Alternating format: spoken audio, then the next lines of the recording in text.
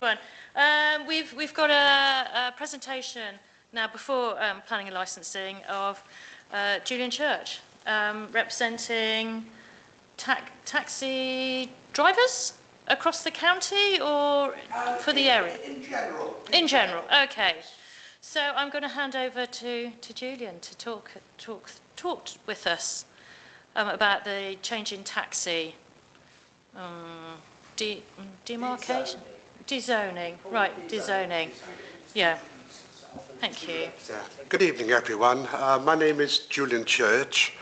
I have been in the taxi industry since 1990, so it's been a few years. The purpose of this meeting really is to put our point of view across on the dezoning, as they're calling it, which Cornwall Council wants to propose, and our reasons why it's a bad idea. I'm speaking from experience. Back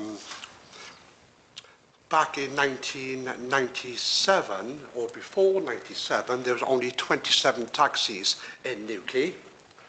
The rest then was built up with private hires, and there were about 50 private hires back then. When the Newquay District Council was dissolved as such, and then Restormel Borough Council came in,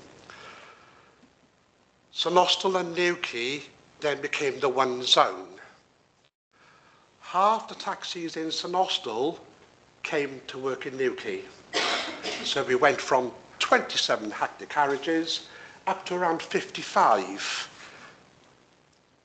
That left St Austell short because everyone was looking at Newquay as being, how shall I say it, the cash cow. This is where the money was. So that's where everyone came. Caused problems for the rural community in Colin Major, Hinton Queens, because the taxis which were in those areas also came to Newquay. So it left black holes. Come forward now, and the dezoning for the whole of the county will in fact be exactly the same. If you don't have your zones, the busy areas, Truro, Falmouth, that's where the money is. So the taxis from Newquay, Camborne, anywhere else would go to where there is the money. Again, we'll be leaving black holes everywhere. We in Newquay used to have taxi rank 4, 27 hackney carriages, or taxis, and we've got over 50. So if they all came out, there is no space for everyone.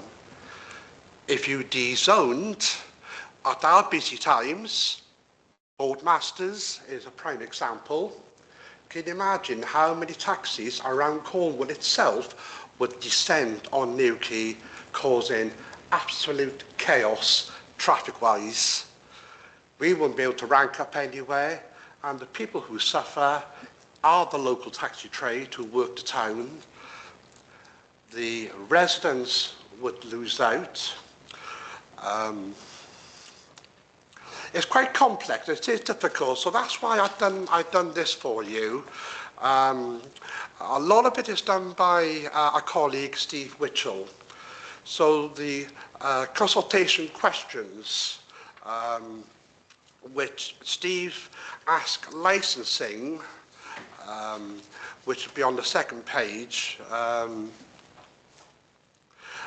to give a more formal and meaningful answer to the questionnaire, and the response from licensing, well, basically to say that we acknowledge the attached document regarding the consultation,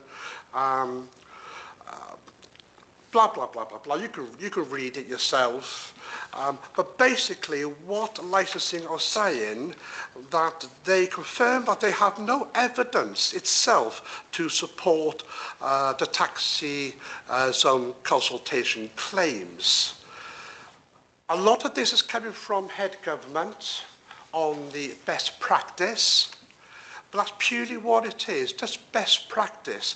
It's not an order, it's not telling you what you've got to do, it's telling you what is best.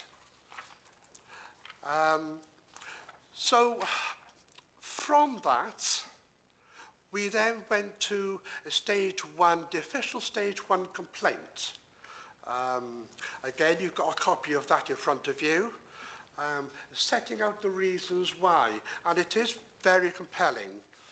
And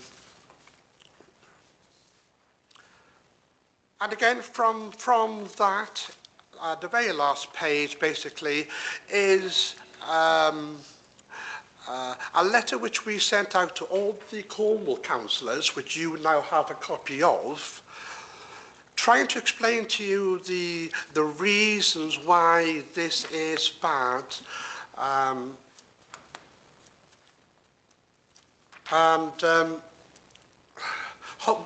Hopefully to give you an informed choice.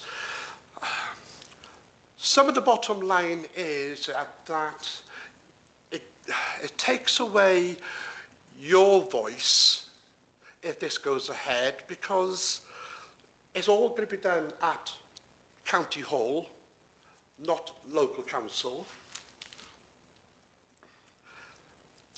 The residents of all these towns will lose out, because everyone's going to be congregating in the busy areas, leaving the quieter areas not serviced. This is why it's crucial the zone stays in place. And for it to be uniformed, particularly the tariffs. Now we've got 6 zones, 6 different tariffs in Cornwall. North Cornwall and Caradon being the most expensive in Cornwall, and the 7th most expensive in the country.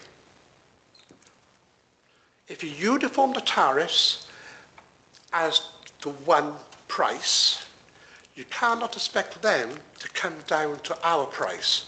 We are about, I think it's about 30. It would basically mean that our tariffs would go up by about 30%. And that is not fair for our local community, who are already paying, it's difficult, an expensive price to pay for getting a taxi home from here to Column Minor. A tariff one price will be about £10, possibly 12. Add on 30% on that. The tariff 2 price after 11 o'clock, it'd be really high, and it's not good for all concerned. But the information's there in front of you, what we have done, and I'm hoping that you will look at this and it gives you a more balanced look of what is happening and what will happen if they dezoned. It's a bit complicated, and I know it's a lot to get through in such a short time. Well, thankfully we're not making a decision tonight. So. Yes, no, thank you. Can I ask a question? Yes.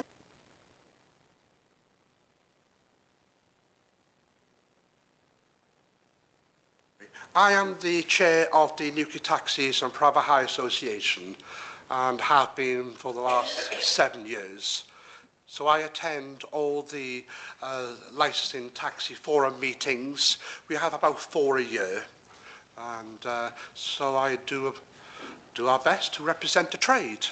So are sort of in a less urban area, do the taxi drivers in the less urban area, I don't just want to cut for that, but do they support or oppose the proposed dezoning? I think you'll find that the majority in Truro, Falmouth in particular. Some of these emails have been signed by all of us. So it's fair to say that, yes, we do represent and have the support of the vast majority of the trade. So you've obviously raised the question that if this happens, will tariffs go up to match the Truro costs? And did you raise that question with the licensing authorities? I mean, they appear to just saying, we're not going to give you any answers, but how sure are you that effectively the prices are going to go up to the top level rather than studying at a lower level? There's no guarantee, but it is almost a dead cert that for someone like North Cornwall, you cannot expect them to have a pay cut. Why would they?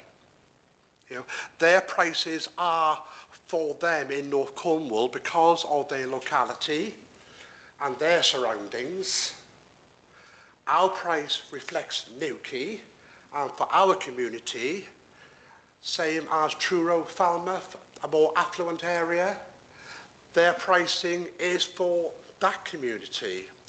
So it's not one size fits all or one price fits all. So are they proposing a common tariff? Sorry, are they proposing a common tariff? But they have to. If you have one zone, it has to be one tariff for everyone. And this is supposed to, in Cornwall Council's term, make things easier for them. But what is easier for them is not always what's best for us. And in the consultation, there's no clarification of what they expect the tariffs to do. Sorry. There's no in the consultation that we're responding to. I assume that there's a comment about tariffs in there. Is that? I haven't read it. I have to out for my shame. Duncan, have they covered tariffs in the consultation? They're certainly not proposing a tariff. If that's what you're So are they proposing? I think there's room for us to comment on tariffs, but they aren't saying it will go up, it will go down, it will be this much. But they are proposing a common tariff. 100%, there would have to be a common tariff. It And will be your one experience is set of that they then rules go up? fits all. At the moment, you've got a set of rules in terms of what the vehicles, the rules that vehicles and drivers have to follow have been unified. Once upon a time, when I started in licensing, there were 6 sets of rules for 6 different districts, but they unified those, but kept the zones. But now they want to have one big zone, and the only thing that would need to be unified would be the tariff. That's the one sort of difference between the areas now is the tariff, and that would be a common tariff across Cornwall. So who sets the tariffs for the areas at the moment? Who sets the tariffs for the areas at the moment? Who sets the tariffs? Yeah. With ourselves, Restormal, we have put in an agreement with licensing that we have a review every year. So we very much are the ones who would initiate an increase or ask for an increase should we require one. Right. But I mean, on the other side, then if I was to get a taxi from here to Bodmin Station, you're crossing over into a different area, aren't you? So the taxi then couldn't then pick up from Bodmin Station to counteract. So it's just all these empty journeys. As it stands now, no. Unless it is pre-booked. Yeah. A taxi, a hackney carriage in Restormal cannot pick up outside the old borough unless it's pre-booked. So, you know, in my mind, that's an advantage, though, that you could wait there for a train to come in and not come back with an empty vehicle. That's true. That's very true. But then there are taxis in Bodmin that work in Bodmin that'll... But likewise, they could do that the other way, couldn't they? Yeah, absolutely. They could take some from the station to Newquay and then pick up somebody going back. I think from what I read from the Cornwall Council, that was sort of one of the main ideas that they were thinking of, that thinking of more sustainably, then there's not going to be so, hopefully, not so many empty journeys. I think it's ironic that now that we have approximately 130 Hackney carriages now in Newquay. Majority of the private hires have now become Hackney carriages. Can you just very quickly explain the difference? A Hackney carriage is a taxi where you'll see a taxi sign that often is lit up. They can rank up on the taxi rank, and you can hail one down, flag down a taxi. A private hire can only do advanced bookings, phone work. That's the main difference. So Newquay and, well, the surrounding areas, we've lost a good majority of our private hires, which would deal with the more rural jobs, you could say. Could I just explain what that is? There was across the 6 districts, there was a numerical limit on the Hackney carriages that you have. There's never been a limit on private hire, but there was a numerical limit at 86. I believe it was, I think it was 76, but something like that. It's a long time since I've been licensed. Yes. But Cornwall Council, was it about 4 years ago? Yes. Got rid of the numerical limits across. So what happened was a lot of the private hire drivers then moved into the world of Hackney carriages that you couldn't get a plate for love of money because those plates were already allocated to people. And once they got rid of that limit, ever such a lot of the private hire trade moved into Hackney carriages because effectively you can stand at the rank, you can be hailed down, or you can take a phone book. So it made it, for those who were just private hire drivers, it became much more, a much better way of operating. But as you say, we've now got about 130 Hackney carriages. But my experience in Newquay getting a taxi in September was that I couldn't get a taxi by ringing up any of the companies, but I managed to get one by walking down to the sailor's rank, and eventually a taxi showed up. Yeah. So but I didn't quite understand why. But living out in the countryside, I'm already in the situation where I have to phone up for a taxi. Yeah. And it takes for ages, or they don't pick up, or there isn't a taxi available. So I'm already in that situation. When you talk about outlying areas, we've already got that. But yes, that came about because of what happened specifically in '97. So by having it as a bigger area, effectively, I mean, that was a big part of your argument, was saying that it was going to impact on the rural areas, that they're going to pull out of St Column, but they've already done that. Mm. So by having a whole of Cornwall, effectively, it won't make any difference to me. It's like point of clarification. The zones are cover. I'm just going to look at the screen there. This roughly tells you what the zones are. Julian, try not to look into that white box. You can at all avoid it. It might take a moment just to get going. The zones are for hand carriages. There is no zoning for private hires. Private hires can. If I'm in Penzance and I phone up a Newquay company, that's absolutely fine. You don't actually clarify on the phone whether they're Hackney carriages or private hire. Well, I imagine one of your concerns is that there will be cherry pricking in the summer. Absolutely. And then no coverage in the winter. And isn't it ironic that we have double the amount of Hackney carriages now in Newquay? And a prime example, on our taxi rank just here, how often do you see a taxi on the rank during the day? Part of the reason is because the work is quiet, the private, well, not just the private hires, but to make it pay for yourself, you have to do phone work. Because there's so many of us, You cannot rely sitting in the rank for just one job an hour, which may only be £6 or £7. So you're doing phone work, and this is what's happening. Everyone is doing phone work and not bothering being on the rank. They might as well be private hires. And it's not benefiting, improving the whole situation. Well, I thought it was interesting when I talked to him was allowed doing was I was asking him precisely that question, and he was an online, but he had quarter of an hour to spare, so he just went to the rank. And that's so he was given the choice because they didn't have a job for him. Even though when you were ringing them up, they were saying, "Oh, not until 11:30." You know. When I started 35 years ago, the Trebarwith rank was the main rank, and there will always be taxis there during the day.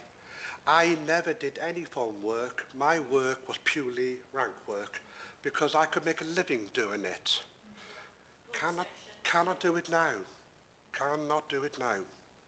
So the online, there's going to be no difference to the online booking systems. Is that basically it? You know, you just it won't. A single zone won't change because there will be private hires we're talking to, or a company that organises private hires. What you will generally find if you take away the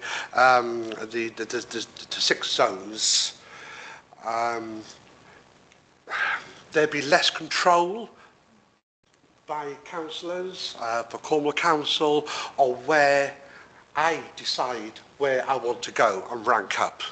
Whether it's in Newquay, I might say, oh, forget Newquay, it's dead loss. I'm going to work in Truro from now on because I can, or Penryn, or Falmouth. And there's nothing you can do about it. And this is where you do need the control, the zones, just to try and control it, keep them in the areas. Karen, you wanted to ask a question? Yeah, I can understand, I get the difference between a Hackney taxi and the private. And I understand, obviously, Hackney's better because you can be called for a taxi, but also you can be booked on the phone. And I understand why they're wanting to streamline it, to be fair. Yes. Because if you streamline an organisation like this, it just makes it simpler. And if there's one rate as well across the county, would be great. But is it simpler for who? Well, simpler for the customer.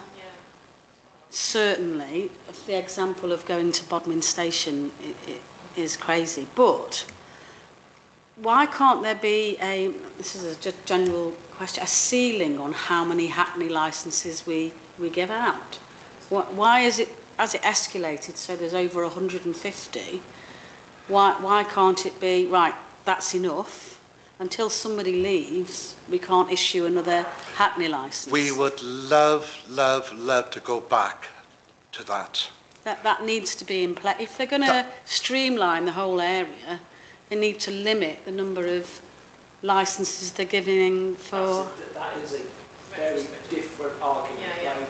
That's the decision that was made. As I say, about 4 years ago, we got this, and there were arguments for and against. Yes. There were people who had a private hire licence who were desperate to have a Hackney. Well, I'm sure they will Never ever be. got one.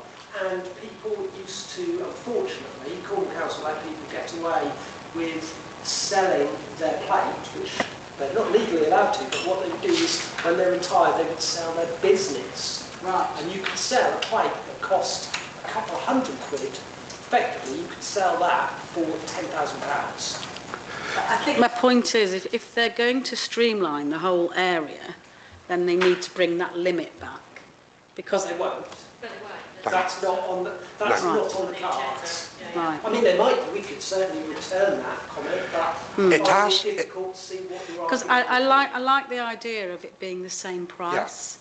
Doesn't matter which. Not if it's a higher price. Not if it's a higher price. But I'm that's just what will thinking happen. for the well, we don't know that for No, certain. well, there because are... there might be limits on the Yeah. prices. Shouldn't the consultation have actually raised this issue and explained to us why it isn't going to increase prices? That's the consultation is just not talking about it. We can talk about that, can't we, when we hopefully speak with Yeah. council officers and things. Yeah. Yeah, I mean, there are councils around the country which are trying to reverse the delimiting of the numbers because it has caused more problems than it's created, and they're trying to backtrack, and we would love to do the same. If I just raise something, because I'm conscious looking at the time. So how is it enforced at the moment? Is one of the problems that there isn't any enforcement of, a taxi dropping off at Bodmin and actually picking somebody up? Is it, well, sorry?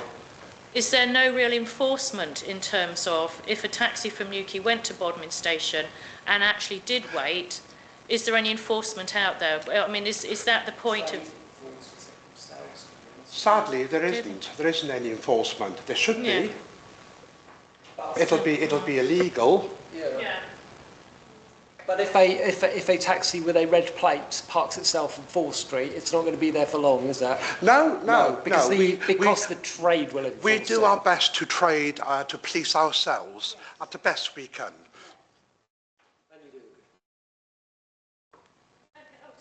Sorry. Have you any idea how the other areas are reacting to this? Exactly the same as what I'm saying.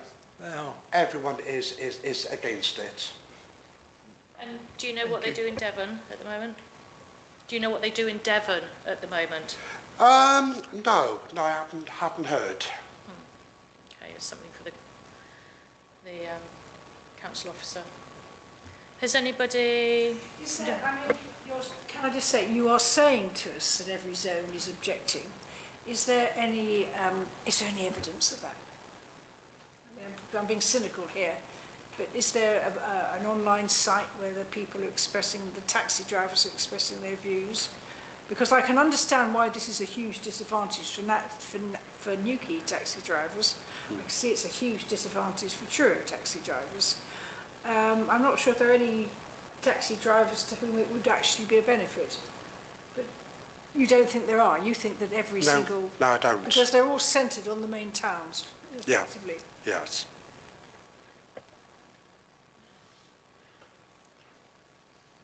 Brilliant.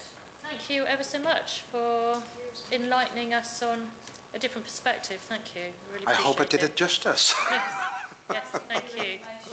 Yeah. Thank you. We've not got to make a decision, we've not got to turn it into Cornwall Council until the 31st of December. So it's possible that we could interact if we find that we've got more questions, if it's possible. I assume it's the standard questionnaire, what sort of a statement, do you agree, do you disagree, is that sort of... Yeah, I'm not certain they are laid out in there. I think questions actually... No, they're not. I'll get hold of a Brian question. That would be good. What's that? We can- Yeah, survey questions. Oh, that is on. You can go online. You can go online with that one. Yeah, we haven't got to... I haven't got it here, Not no, at the moment. because you can do it online. We don't want to sort of go into answering the questionnaire and then getting the questions as they Yeah, to you. no, I have had a look at it, but I haven't printed off the... I think I would be interested in seeing whether their questions are appropriate. Yeah. Anyway. Wonderful, thank you. So if you...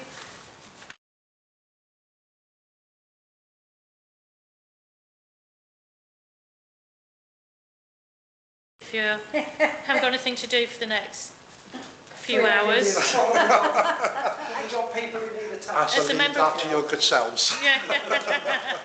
Thank you. Thank you very much. Have we got a list of the applications? Because Jacob, can you just turn us off?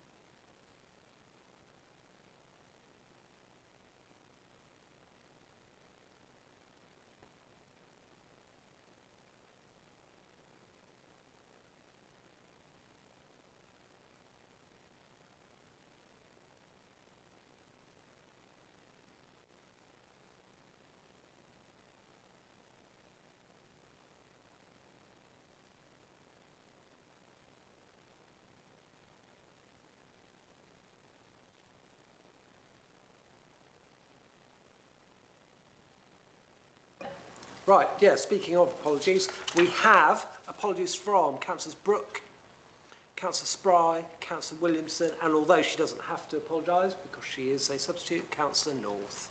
Brilliant. Only the one on taxis.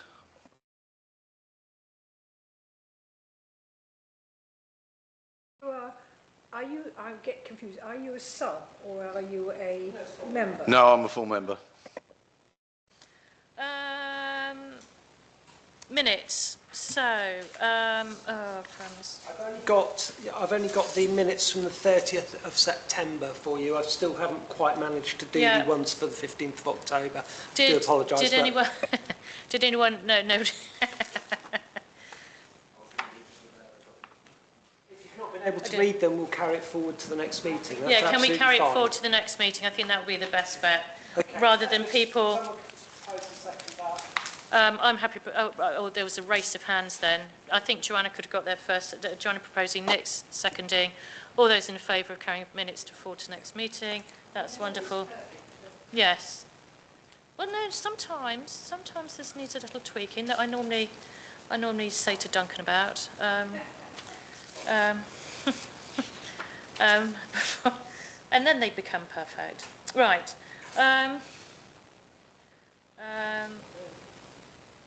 Matters arising. Well, we don't know it for the minutes, have we? So, yeah, forget that one. Public question time. We have nobody in the gallery. We have the invisible man, invisible person. But no public questions. Have you had any written questions? I've not had any written questions for the committee. Right, active consultations. Duncan.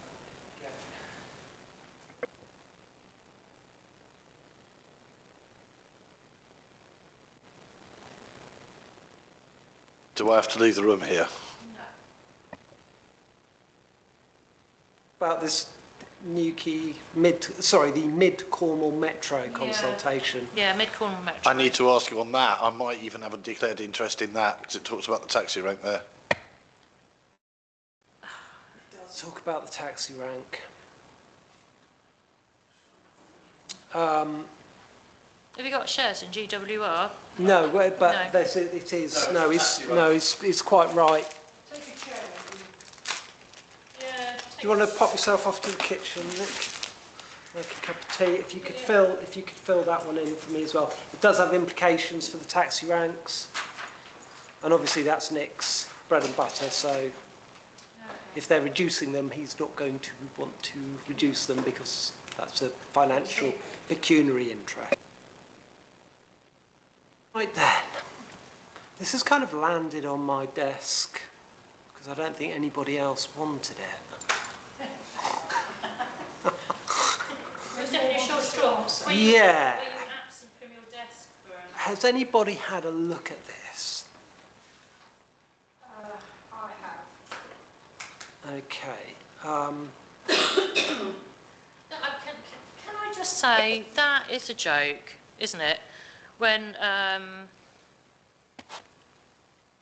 this one, yeah, so this one's a joke with the current layout. Saw 13 collisions.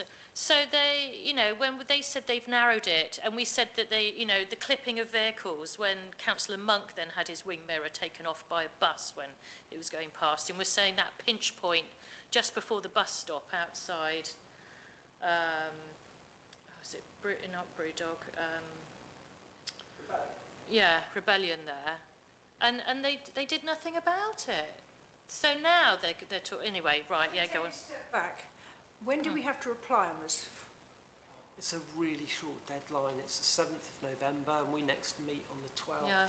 So it's a really So this is on the TR, is it the TRO they are consulting on? What I'm going to do first is, I'm sorry that this is so fiddly. It's just not like our usual consultations. What I'm going to do first is show you the response form, the survey. Yeah, so take survey. So I've had a little fiddle with this. I have accidentally submitted a response on behalf of the town council. Thankfully, they were able to remove that. But you'll see how easy it was, because all I have to put in is a postcode on the first page, and the next page, and I went and clicked submit. But what is your view on this scheme? So I wholly support. Do you have any comments? I support, but would like the council to consider additional or alternative measures, of which there are a list. I object to part, but support or am neutral to other elements. So it's asking you then if you object to any of these and if you want to add any comments. And finally, I wholly object, at which point it's just giving you a text box. So if you wanted them to include additional or alternative measures, you've got a list there: parking changes, cycle lane construction, parking restrictions, etc. And then if you've got the same list if you are object to part but support other parts of it. I must admit I didn't find this sort of hugely useful, but each of them has got a text box at the bottom, and that is how we tend to respond to consultations. So that is what we're being asked to fill in, and this is just the Cliff Road and station area. So what I've got is some visualisations that we have been provided.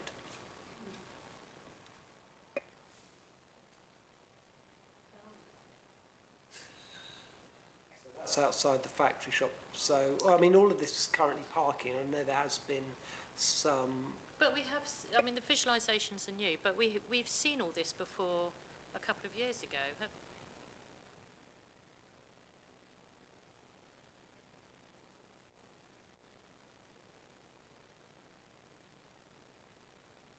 There's no mention of TROs in this.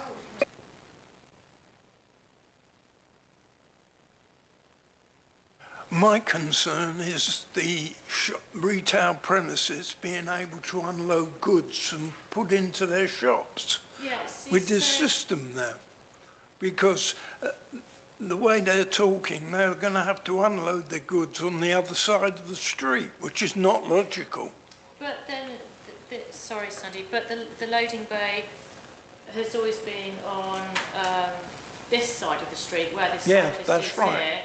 But they still have to cross the road to get to the other side. There's a loading bay on the other side. Yeah. There's parking on the other side.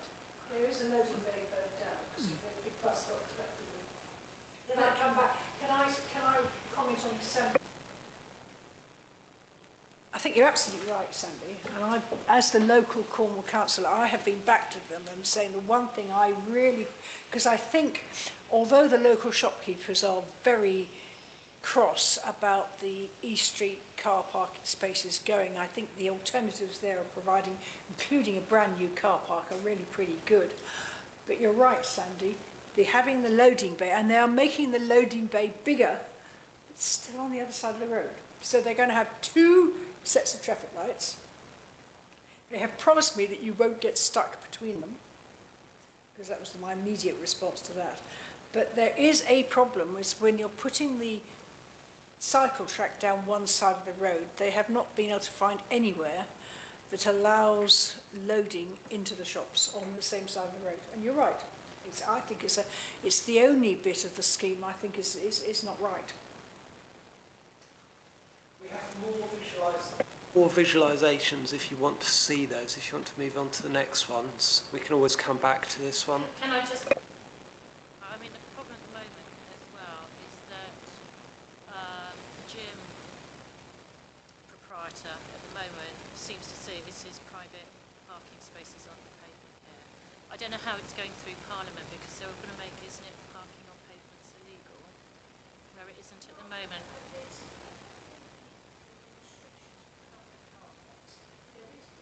Really odd. There is no law in England except in London, where you forbid people to park on on pavements. It's absolute nonsense. Yeah. There is a private members' bill chugging its way through. God knows if it's actually going to get made into law. And because we have hardly any enforcement, it's usually that people park on the loading and they're not loading. They just park there. They're quite good. They're quite good at respecting the loading bay. When I've been there, the loading bay has always been a space. But I think they abuse. I mean, it's supposed to be 2 or 3 hours, isn't it? And then don't come back in 2 hours. And I am fairly certain that that isn't well enforced, and people are parking now all day. So, Oh, the parking on the well, the spaces up here is just half an hour, isn't it? I thought it was just short term, like it is in the middle of town. The station is just half an hour. Sorry, Duncan. You keep going. More visual. That's just, yeah, this is obviously the same view, just slightly further up the road, the same parking scheme, but slightly further up the road. What have we got next? So, Like I say, that is supposed to be an open space for events, and we have pointed out that if they don't put bollards around it, we'll get trading vans in there. And they had taken that. They promised me they had taken that on board. yeah, I was just going to say that. So basically, the stone raised bed, which is here at the moment, and all this area is meant to be flattened and demolished, which I think is a real shame when they go and stick another, bed here and these bits here with the palms on, when there's an already mature plant bed, and having that as an event space, I think is bizarre. I mean, how many events has anybody seen on the piazza outside the cinema? I've seen none. All I ever see there is the pizza truck parked up and the kids and people buying pizzas and sitting there and eating pizza. In terms of an event space, I don't see that as being an attractive space for an event space.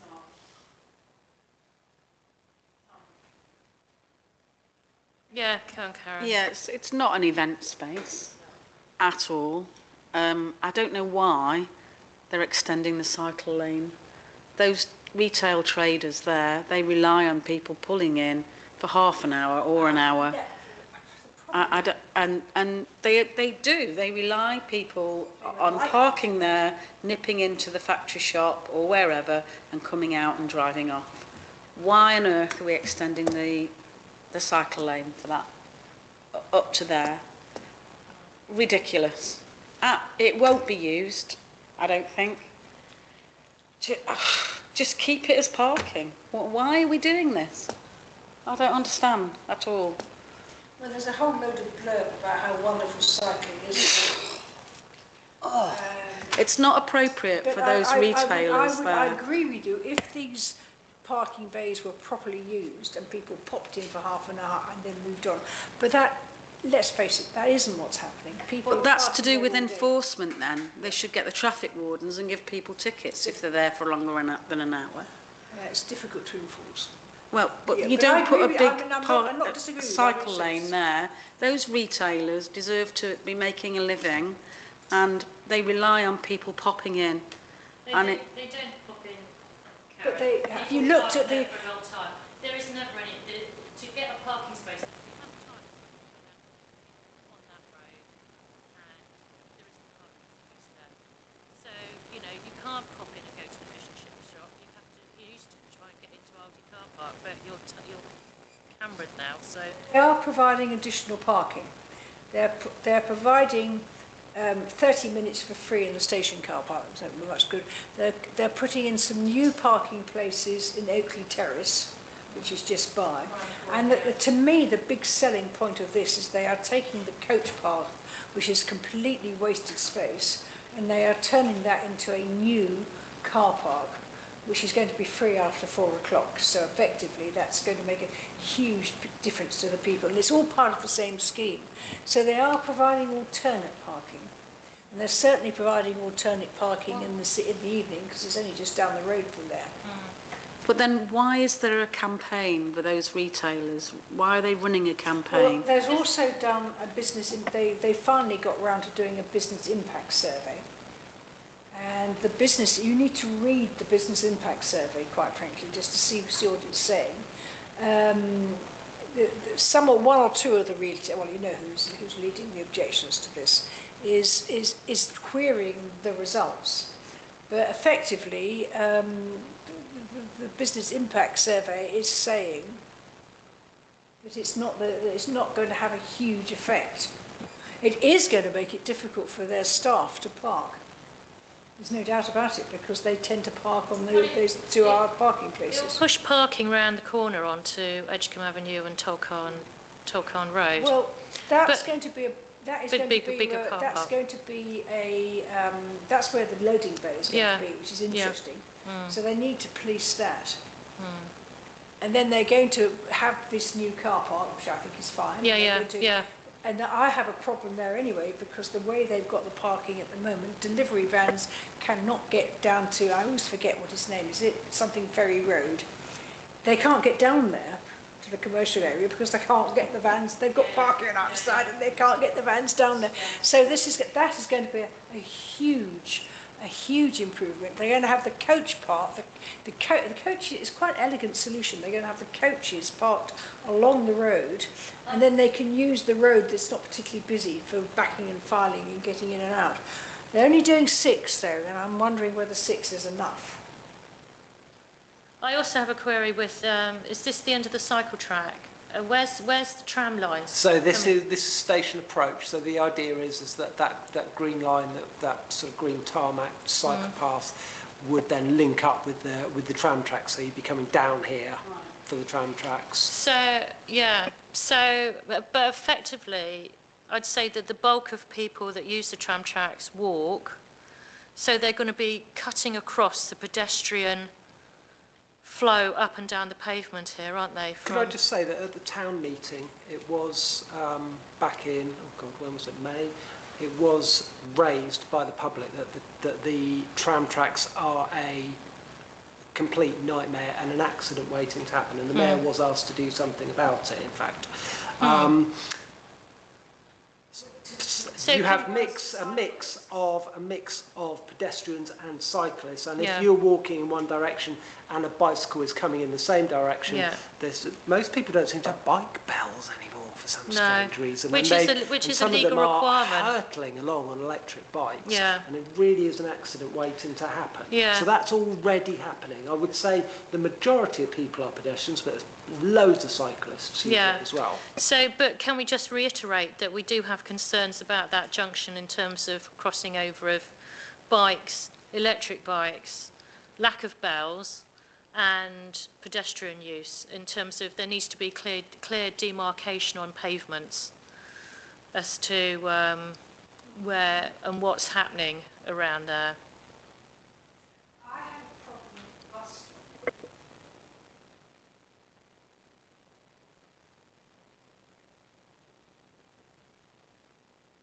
I'm sure that bus stop is busier than the bus station. I think it's the busiest bus stop in The UP. answer that came back was, this is the approach recommended by the government.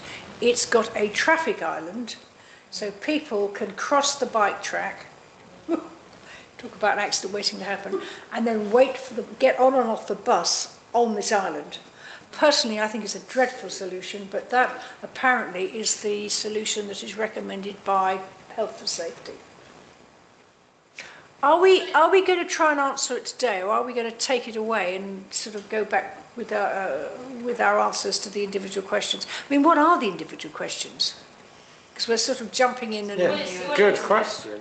Well, it was either whether you support it or want to see it support a bit of it. But that's not what they're asking us. They're asking us to answer 16 questions or so, aren't they?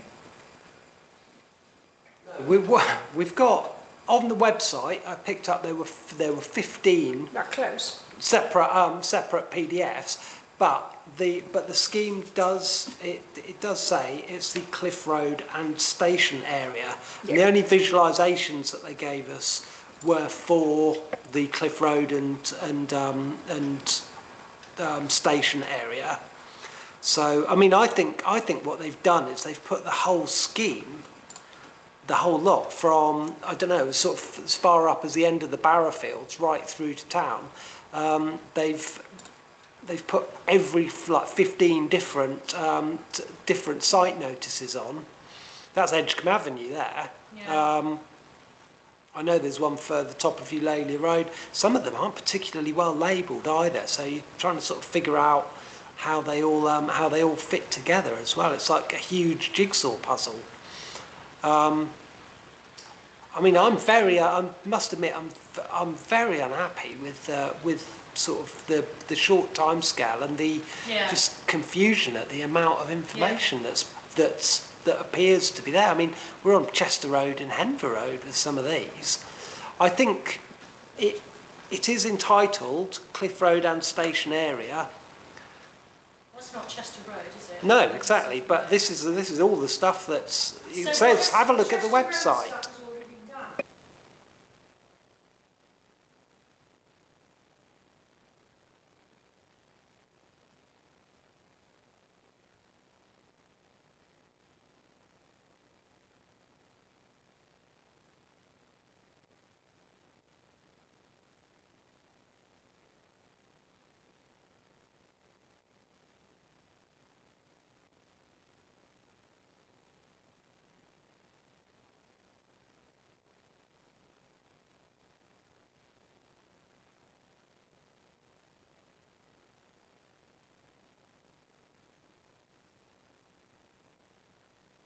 Yeah, I mean, this is really difficult to make What are they doing massive. with the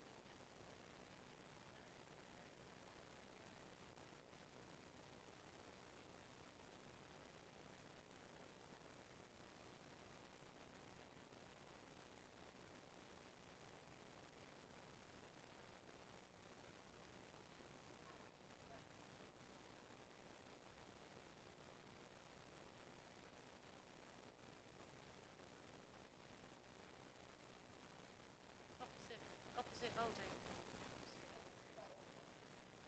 Yeah, there we go.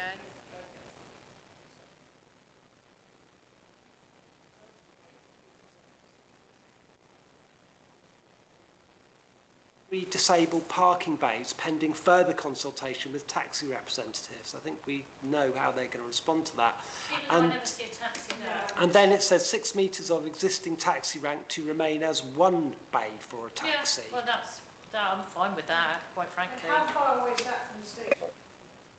That's Weathersfield, so that's just kind of slightly up the road, kind of closer to Berry Road. Signing out of the train with your heavy suitcase. Well, they still got the taxi right bang outside on the station, Oh, that's on the platform. That's not. Feet away. Yeah, yeah. Is that going to still be there? Because at one point it wasn't. Why did it? Sorry, can we just sort out the taxi rank thing first before we... So they haven't given a plan, you haven't showed us a plan of what's happening outside the railway station car park? Because that's where the taxi rank is for the station, is by the car park there and the police station.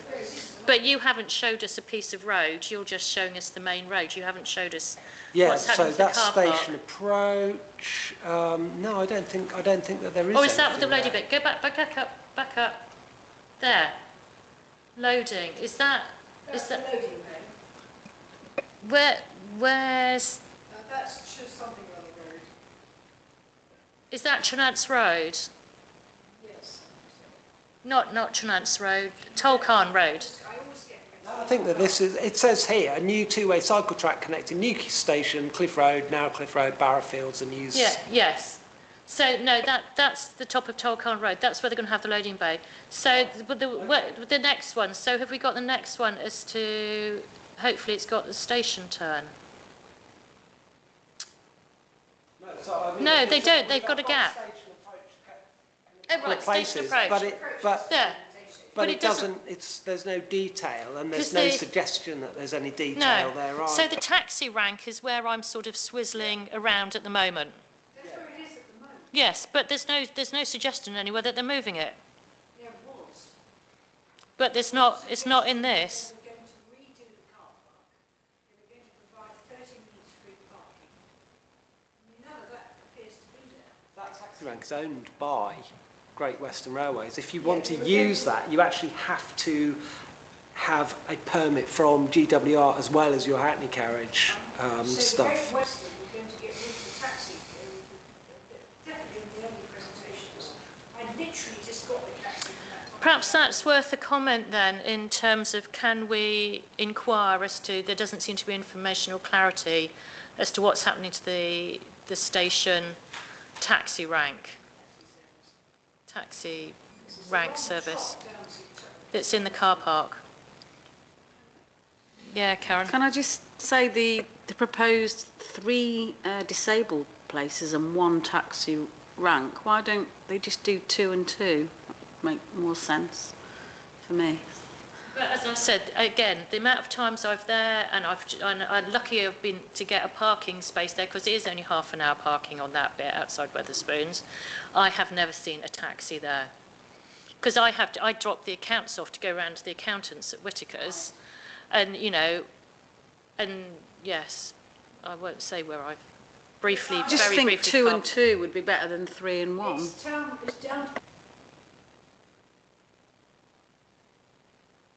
There was a problem with because what happened was that people just used to park on the taxi rank, and there was a problem. Cornwall Council had made a mess of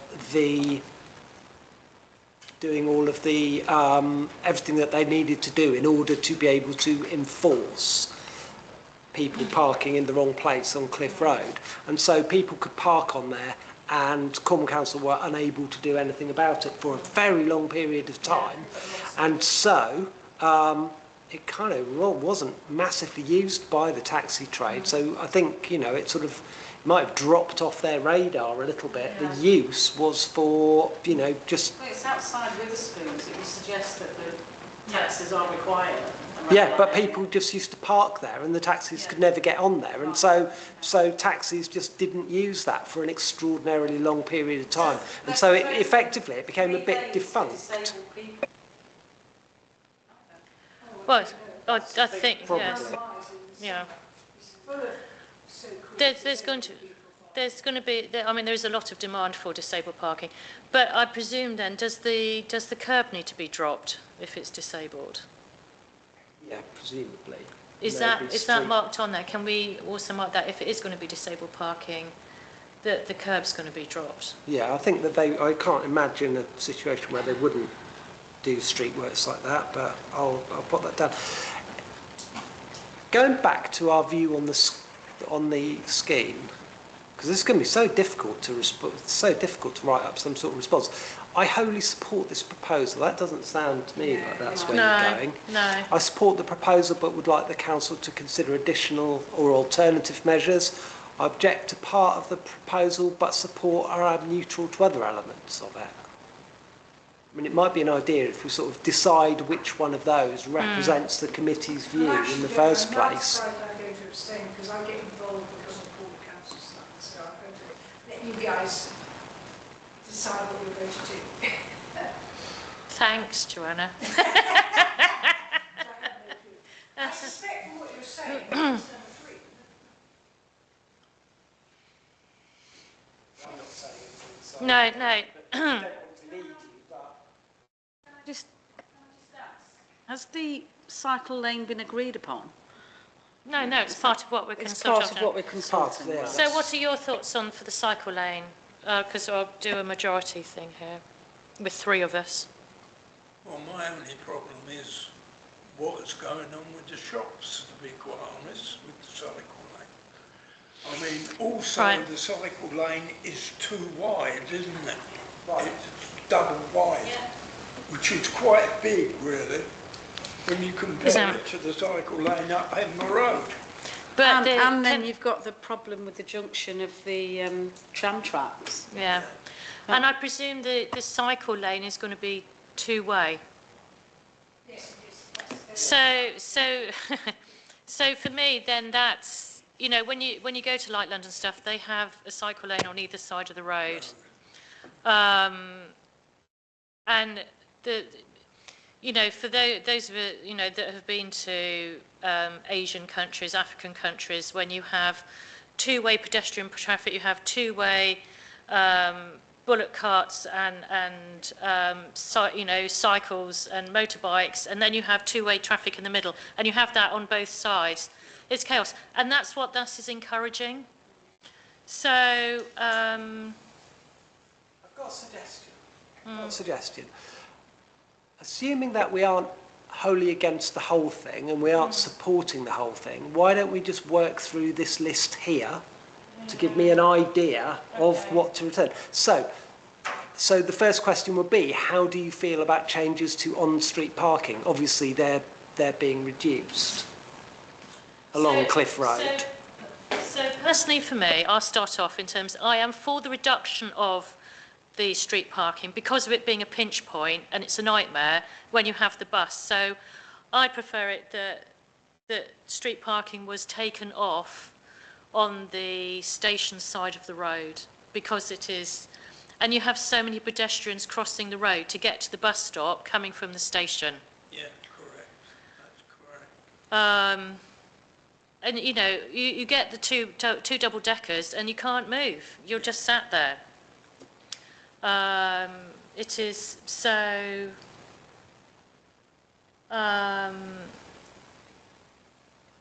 So I think that we still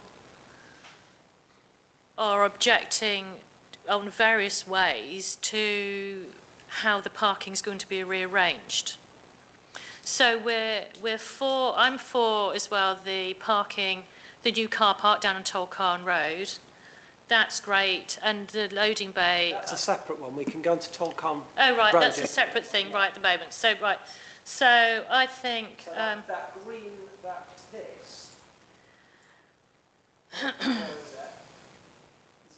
Lost the car parking. I think that's what they're. So, but are they still keeping the car parking where the van is on the other side of the road? On both sides of the road. Yeah, so that is sort of They're losing misrepresentation, isn't it? Is it 17 car parking spaces? But providing them around the corners, aren't they? Oakley Terrace.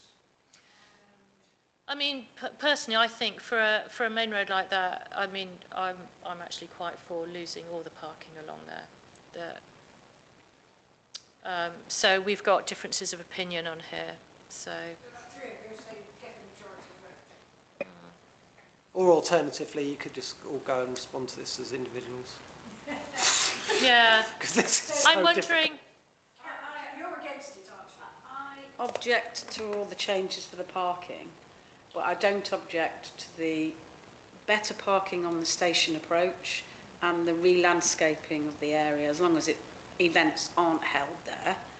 So I'm all for that, but I'm deadly against the cycle lane. So that's one Why? each. Carol, Sandy, one each. What's the democratic result? But I'm thinking of this. We're going to just, you know, we've got to get through everything else. Yeah. I'm thinking if we actually all go and do this individually as councillors. Go back to Duncan. By when? No, are you suggesting? That we do it all individually as councillors. Right. And I think it goes back because there was so much that we have to discuss here. We haven't got the time to do it. No. And we've all got different ideas and opinions, So and sort of like suggesting that the town council doesn't reply to town council. council, yes, that we. Right, that's really sensible. So can we do that, Duncan? Can you actually throw it back then, after we've discussed it, I'm happy to propose that. Seconded that in favour, yeah. That we actually, if you put back out to all councillors that it wasn't the appropriate format at planning and licensing to do this, that, and you include the link, that all councillors then fill in the questionnaire on their own behalf as Newquay Town councillors. That's a lovely idea. Brilliant. Okay. So, yeah. And we can move on. Right, and swiftly moving on. Can we get our member back? Hosting a seconder. Yeah, and we voted on that. Yes, we did all vote on that. Sorry, I proposed, and Sandy seconded, and we all voted. Yes. We need to get our member back. Yes, brilliant. Are you all right? Do you want to, Jacob, could you nip up and go and get Nick, please? Otherwise, we're not quorate, Sandy. Sandy, come and sit back down. Sandy, come and sit back down, and we can still, we'll be quorate still. Right. Okay, wonderful. Thank you.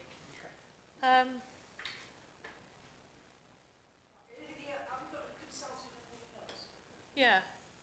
Right, so we've got the Let's Talk taxis. I think that we've got plenty of time. So to carry a proposal to carry forward. Yeah. So I propose that it's carried forward to the next meeting for discussion of that. Sandy's seconding. All those in favour? And we all.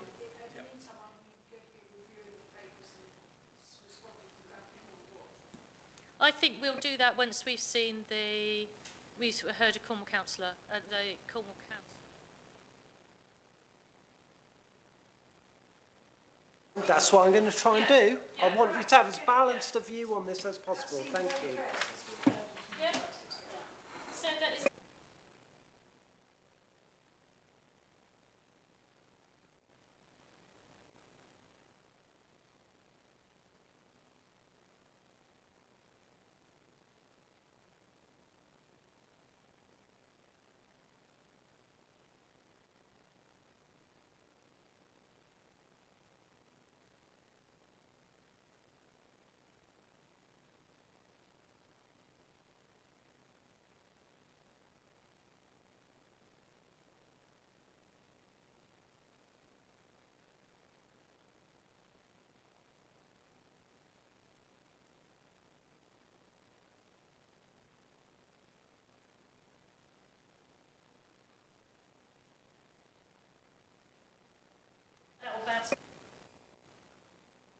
The other one, the final one, consultation-wise, was you had some feedback from Cormac regarding the speed limits TRO for Nansledden, which they're going to do, but they've given some.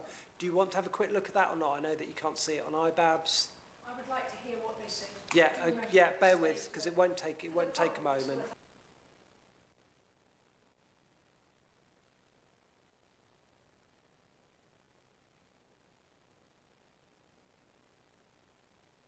Thank you for responding to our consultation on the above proposals. I'm writing to let you know the outcome. The majority of responses received were in support of the proposals to reduce the speed limit at Nansledden. Many respondents felt that a reduction in speed would enhance safety for pedestrians, in particular children and other vulnerable road users. Supporters view the change as vital to prevent a serious accident and to align with Nansledden's vision of a safe, walkable community. Some objections were received from respondents who were concerned about extended journey times, that wasn't us, driver frustration, that wasn't us, and the belief that any benefits to safety and air quality remained unproven, that wasn't us either. Following discussion with stakeholders, it was decided to implement the scheme as advertised, resulting in a 20-mile-an-hour speed limit on that street there, and Uther Pendragon, as well as various residential side roads previously indicated on the site notice.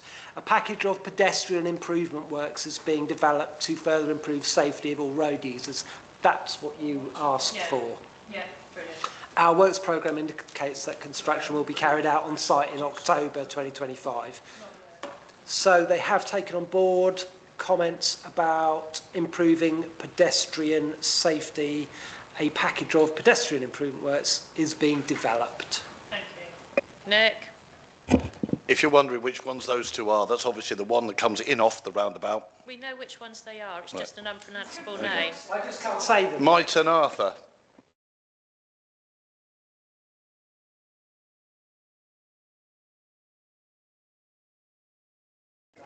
Thank you, Duncan. Right, moving on. Licensing applications. Gosh, we've always had I feel quite bereft without a licence. Yeah. Right, previous planning applications that have gone through. So what have we?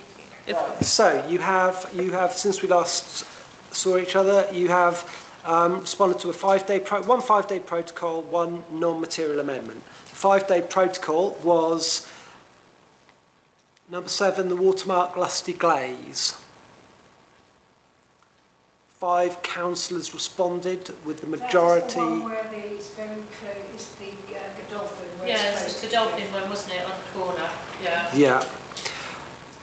5 councillors responded with the majority of you choosing to maintain your objection. I've got a note here that says, does Joanna want to say anything about this?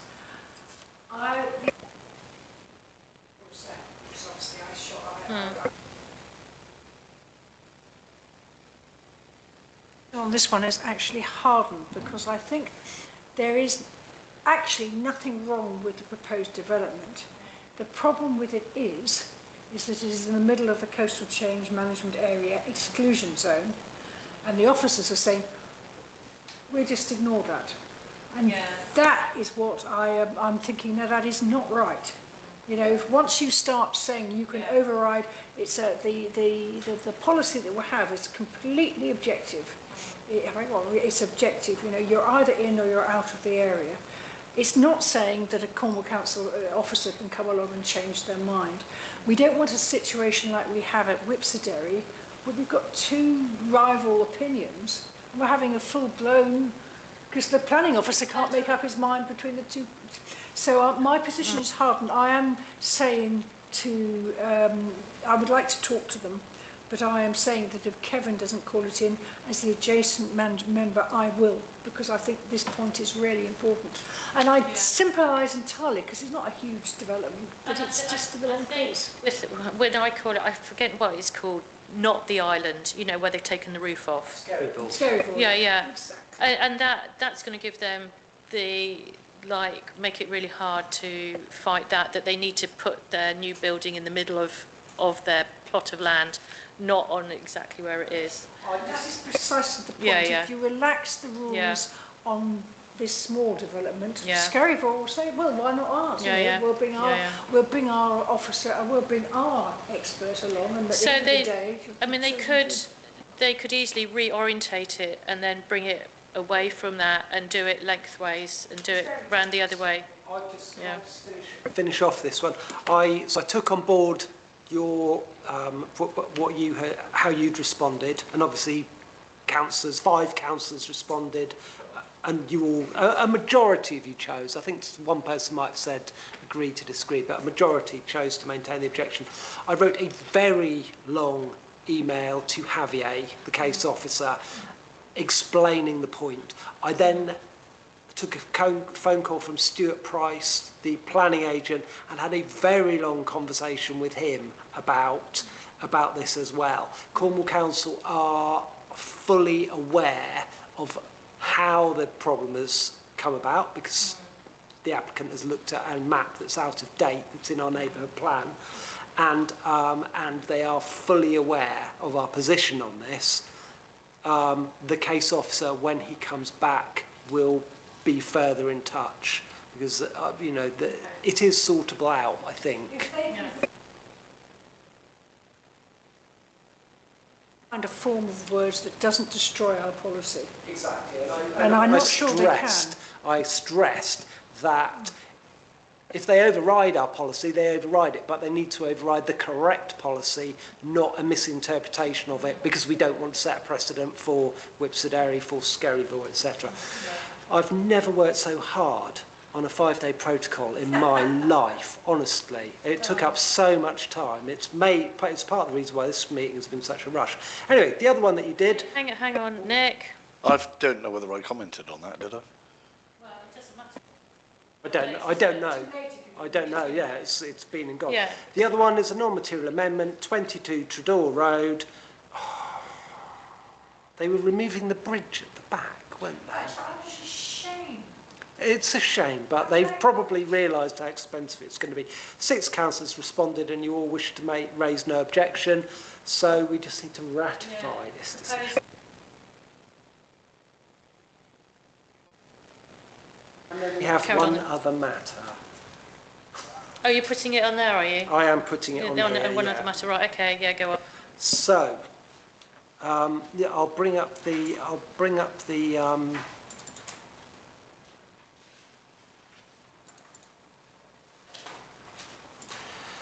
you don't need to see our response, do you, to the HMO? Our HMO on Trelawney Road was largely because they were going to have about 25 people in there. Yeah. So 24 and 11 rooms. Yeah. So I spoke to the case officer, and then I spoke to the applicant, and then received this email. Hello, Duncan. Thanks for your call. As discussed, I'm happy to reduce the number of rooms to 9, and will be glad if this could be considered. Now, I was thinking deal with this at the next meeting because this is yesterday. This happened. I had a conversation with the town clerk. He said, well, this isn't a new item for the committee because you've already looked at it. So you are conversant with it. So I'm not springing something on you that you've never heard about before. And he said, you can include this on the agenda. So sorry it went on so late, but Andy said that was fine. The maximum number of people that will be living at the property will be 14. Yeah.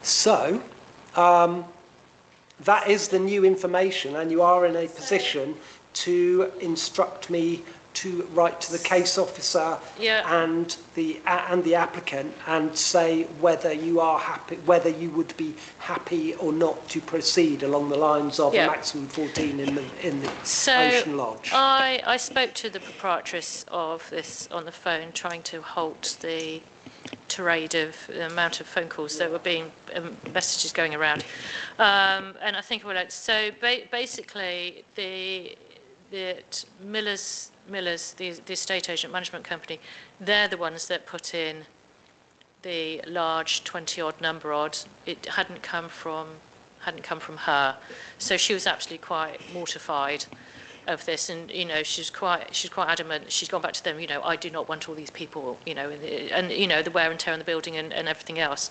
So so I think I'm happy to propose that we remove the objection that we had, because it was purely based on the number of people that were there, and that it goes, and these limits then go into the management plan.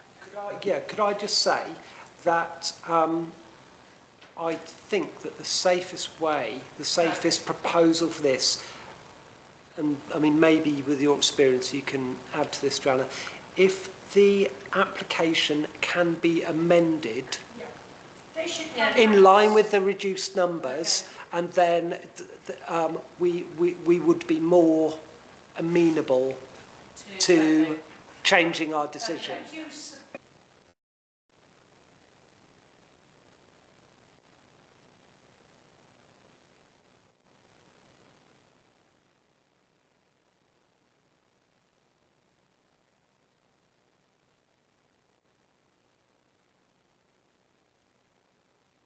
I have no qualms with it becoming an HMO, and because we do need that sort of accommodation in the town. So, and it's still, she's still got the business going. It's not going to be right. And from talking to her, she's quite happy that it's going to be people's living space, and it gives them more. Communal space as well to go around, as opposed to having 24 people in it. Right, though, we have to get it back from the officer to say this is what's been agreed. Okay. Yes. Yeah. Okay, that's fine. Such a big change, I think we'd need to be reconsulted. I think Okay. that they might even need to change the internal layout potentially. Because they can't, the officers said they Okay. can't condition a maximum number. If there's a double room there, then you can have 2 people in it. The Right. officer was suggesting as a way forward that they reduce some of the bedroom sizes and increase the space of Yeah, some of the communal okay. areas. So it comes What's right. interesting, So, right, yeah. Nick told me, and I'll say what Yeah. I think is interesting. Do you want to turn your microphone off then? Yeah. I'm just asking, why are they going from 11 to 9? Because if they're having 24 people, surely you're going to want more single, there might be some That's single the people whole amongst there. point, Nick. That there was too many people in the building. It wasn't about the amount of rooms. It was that they were put in for 24 people. Yeah. So she wants less people Yes. and going to be less rooms. But why? That's my question. Because But the building's why? too small. There If were there's a- 11 residents there when it was a nursing home. So they were just using the room layout that was already there. So they were upping that because there was residence accommodation there as well. Hence, because 2 11s is 22, and hence they were saying they were coming for 24 because there was a flat there that care staff used to use. So she's reducing the number of rooms because she doesn't want that amount of people in there because of the wear and tear. And we discussed this, that she was saying that they wouldn't have enough room to live in. It would be too small and too compact. Not everybody has a partner. There are such a thing as a single person. Okay, right. Karen? Yeah, I still think, I think reducing it to 9 rooms is all well and good, but I still think maybe 14 people would be too many for 9 rooms. But I think if we can look at it I again, think we're saying that we'd be Because- welcome, that we would welcome being Yes. reconsulted on Yeah. reduced numbers. because Yeah, by my calculations, that's 5 rooms with couples in that's, yeah. and but 4 rooms with singles in. I think though that, Still quite a lot of I don't know people. what you think, Sarah. I think that we perhaps save the conversation about the detail to Yeah. hopefully when we're reconsulted. Because the other Okay. alternative is that it just goes to committee probably in December. Yeah. And I think she's very keen to avoid that. Yes. I don't think it would. I think this is so interesting because effectively, either the officer agrees with us, or Kevin is calling it to committee. Drew, or Drew is calling it to committee, because otherwise they could completely ignore us. Yeah, Now that's what I think is interesting about this. Clearly they're not completely ignoring us. I think Yeah. maybe the officers are agreeing with us and saying, I'm supporting, I understand the town council's argument. Yeah, yeah. But that's not the message that we had when it came back from 5-day protocol. Did it? Did it come It's back? come back as 5-day protocol. This is effectively the 3rd time we're coming. And the officer basically said that there wasn't a change in noise between the 11 elderly residents that were there and then the proposed Then 24. It must be that Drew was going to call it in. Yeah, and yeah, because then Drew had talked to me sort of like, what's going on with that? And I explained to him with that. So yes, obviously conversations system have been works. going on anywhere. So, yeah. So do we need to do a vote on that, Duncan? Yeah, because you're instructing me to go Okay. back to the officer and the applicant to say that we would welcome being reconsulted with reduced numbers. Okay. Nick, what else do you want to say? Proposing. Okay, seconding. Joanna seconding. All those in favour? Yeah. Thank you, Duncan. Consider that's quite a good outcome. If we end up with that, that's a good outcome. 200 is that's what listening to her, that's what she was after. So absolutely, and yeah, and welcome that sort of accommodation in Newquay really, because we really need it. So correspondence relating to planning applications, right? So now we're on to application 1. PA 25/07377. It's a variant of condition on the land northwest of Trevithick Manor, and Trevemper Road. So this was quite funny when Duncan's coming out, because under the new system, Duncan put this out for for other councillors, and I had sort of very concerned councillors going up, well, what do you mean about 330 residential units going in? No, they're already there. That's not it. It's the road junction. Duncan. Highways have got concerns. Which road junction are we talking about? I think it's the one with the traffic lights coming in. Yeah. We'll start off with our overhead view. So this is the part of the development at the Walker Estate. We will be revisiting this with application 5. What we are talking about, you've got this stopped section of road here. Yeah.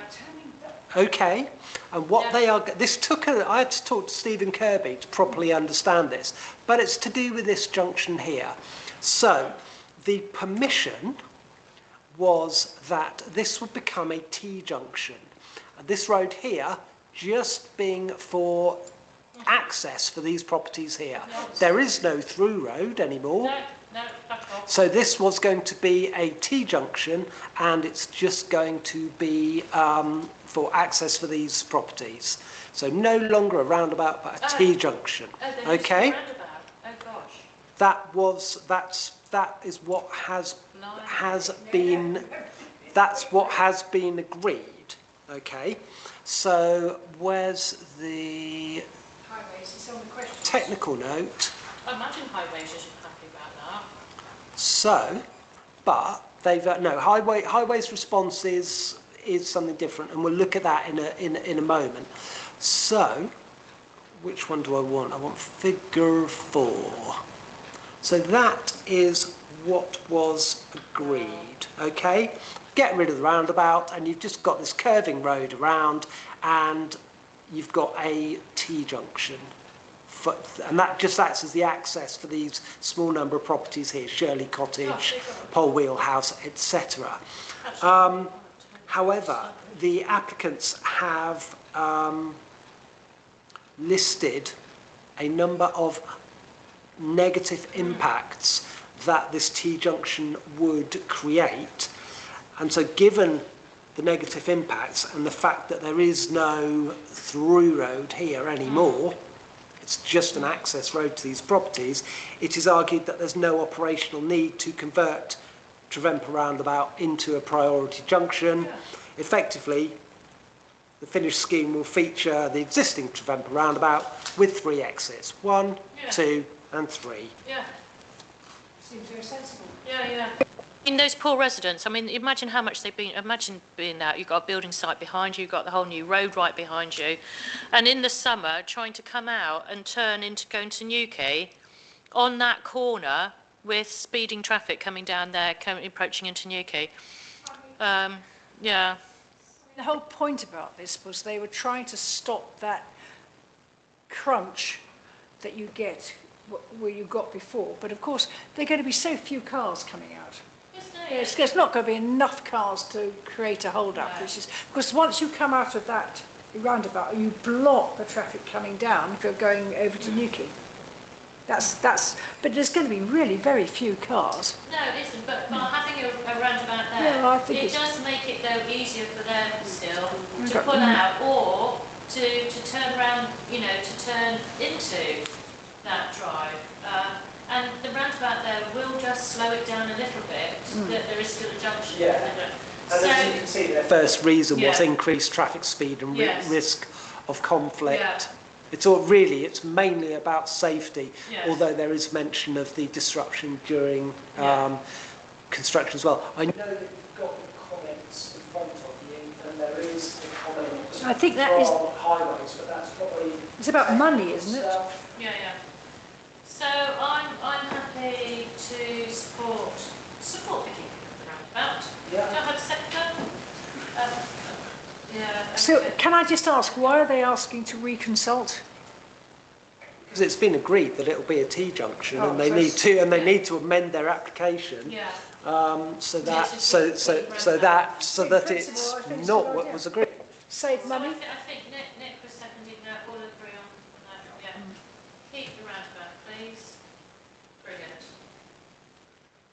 And I'll say that you've noted Highways comments as well. Yeah. Poor residents. I can't imagine living in that house with what's going on around them. It took me a while to understand what the hell's going on with that. I actually had to talk to Stephen Kirby about it. Application 2, pay 25/07299, 74 Benithan Road.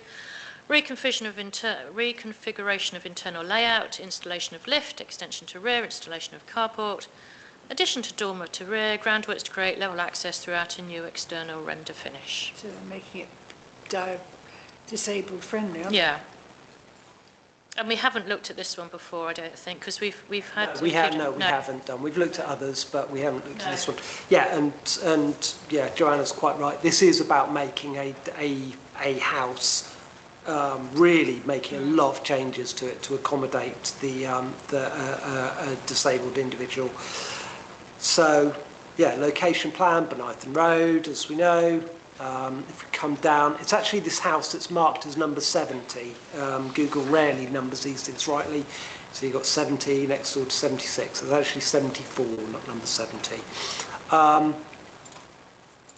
So is that in the main Benithan drag, not one of the offshoots? Yeah, no, it's in the main bit.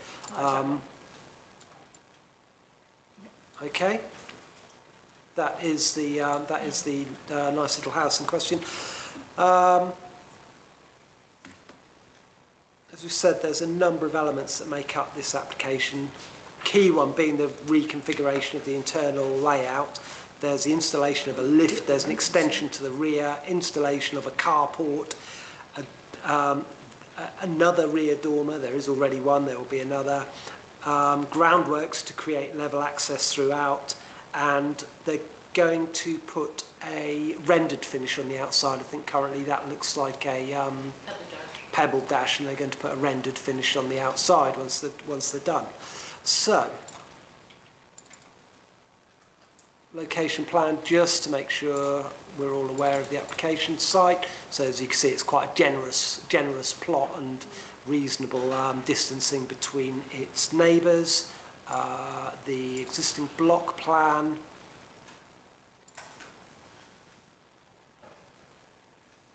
I was actually going to do something crazy here and just put that on its side so that we can fit it into the fit it onto the whole thing onto the screen.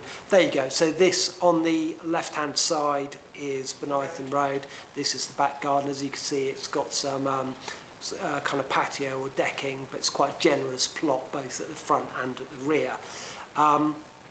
We'll start with the floor plans for this.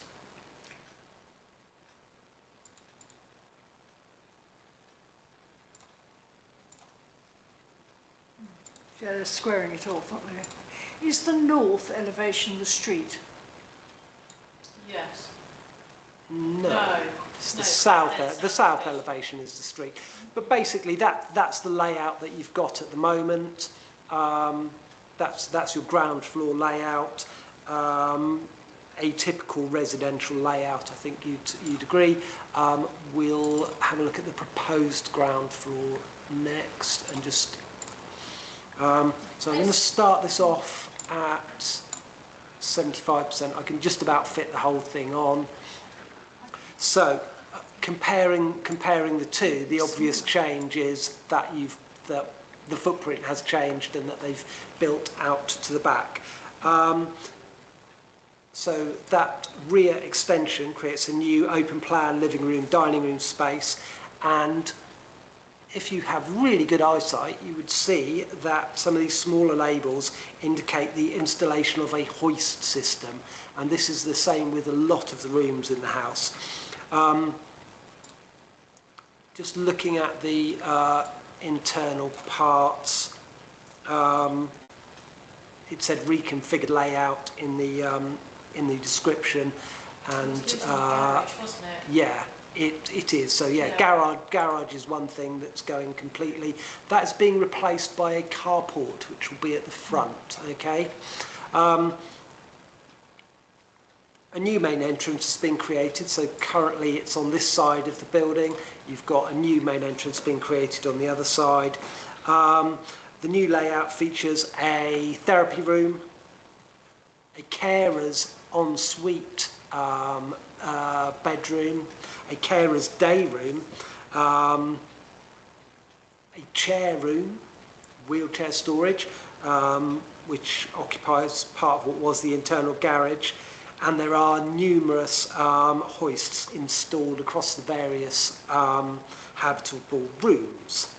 The existing upstairs, first floor, you've got an office and 2 bedrooms,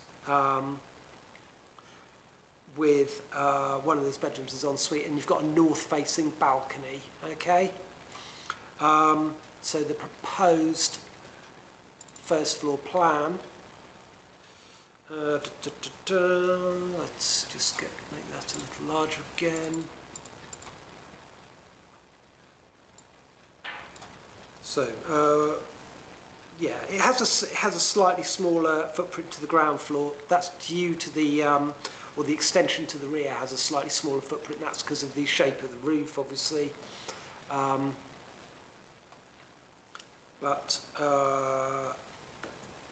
Where are we?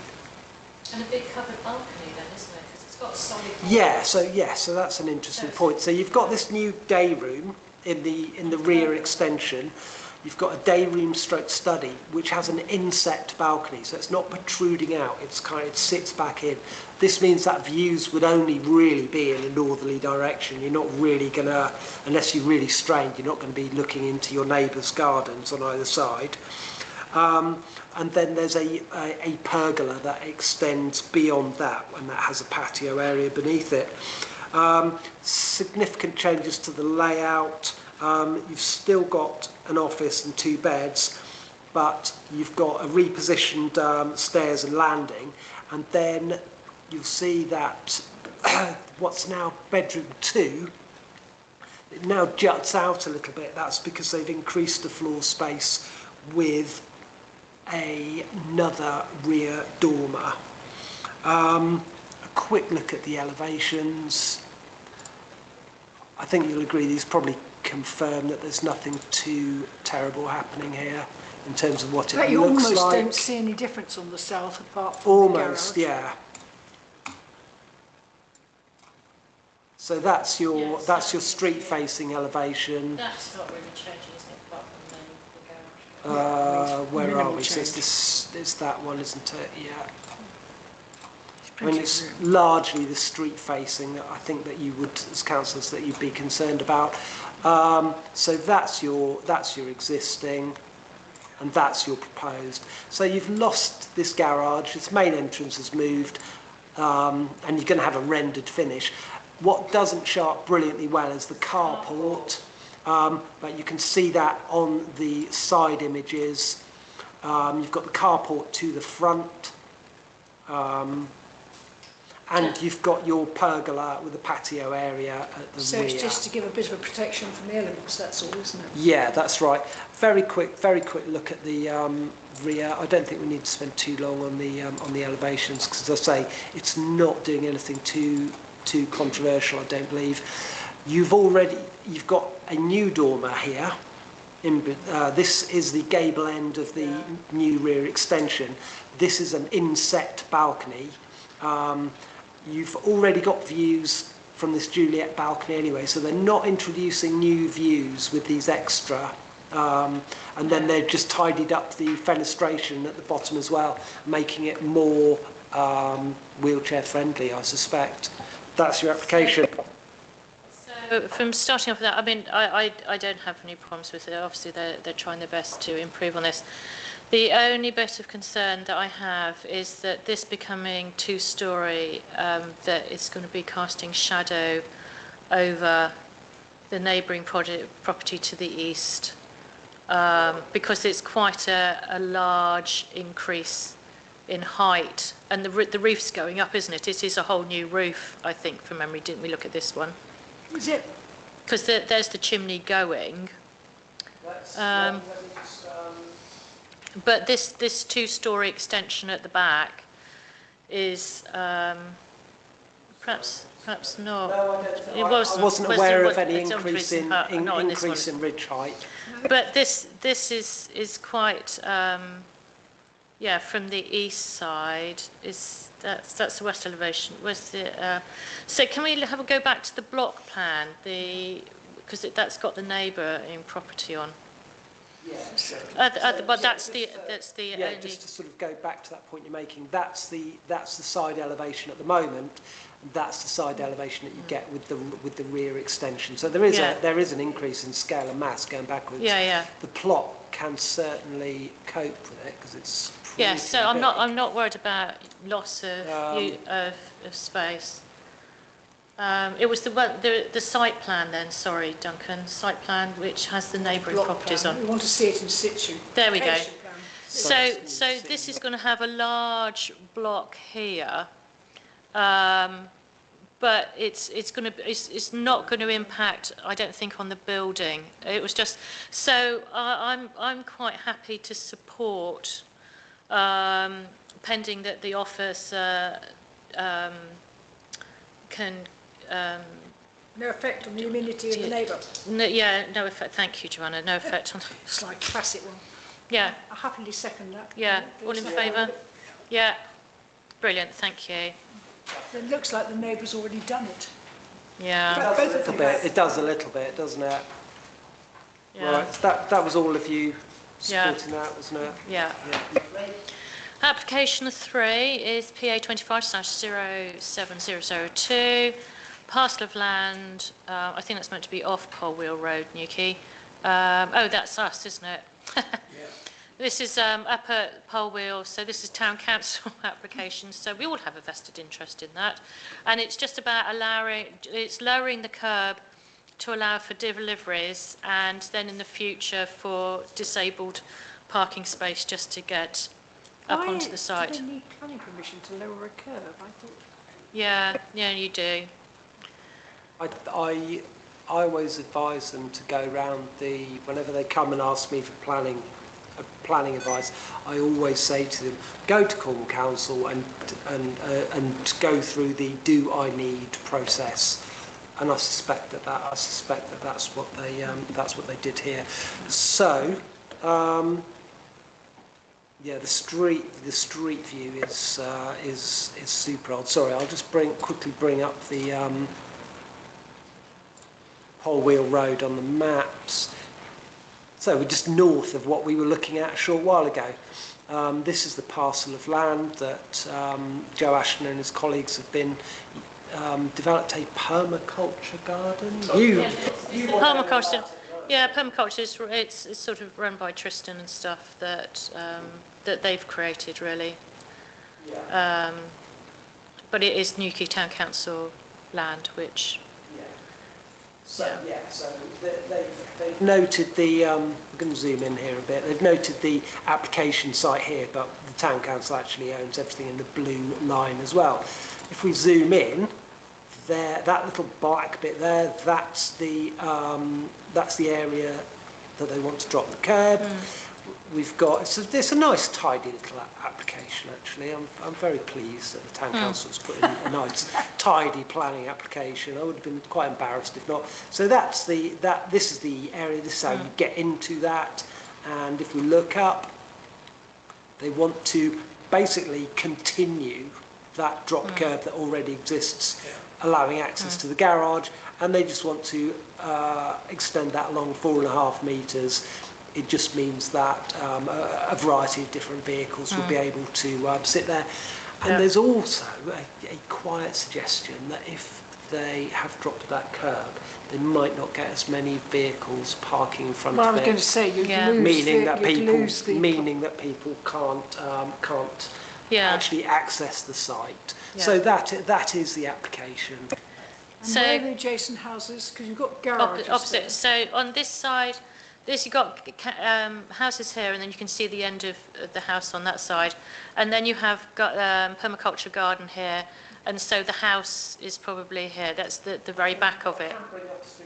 Okay. But it's just So you're losing a bit of street parking, that's all.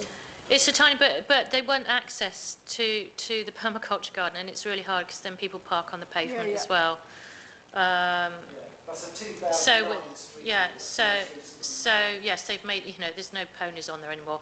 This is the garden, and, it's very dated. But to get access to deliver, to get everything up there, they can't get the truck up. Yep. Nick? Right, just a question, Doug. Can I actually sit on ENF? Do I have to declare an interest in this? Does I actually sit on that committee? No. Just checking. No. Yeah, no, that's fine. Joanna? Proposed support. Yes, second by me. All in favour? Yeah, brilliant, thank you. Right, application for PA 25/07641, 18B Trethewey Way, loft extension involving rotating the ridgeline with Velux windows and Juliet balcony associated internal remodelling, i.e. putting a staircase in. This was a fun application. Sandy and Sarah and myself had a look at the 5 applications, and we decided that we would bring them all. Yeah. So we have had a quick look at this. Let's find the map for it first. This is the house that's changed quite often. There is a lot of change. So it's midway. It's midway along Trethewey Way. As you can see, there's a number 18 there, but where is 18B? Well, if we come down to oops. Look at the ridge lines going Yeah. the same way. There you go, Dan. Where am I going? Yes. That's where am I it, isn't going? it, with the porch? No. So this is number 18, and it would appear to have a couple of garages next to it. But this is a 2014 image. In 2015, permission was given to demolish the 2 garages and erect a 3-bedroom house to the west of the property, i.e. on the footprint of there. Unfortunately, the Google car hasn't visited Trethewey Way since they did that. I'm not aware of any comments regarding this application, so we'll shift along quickly to the location plan.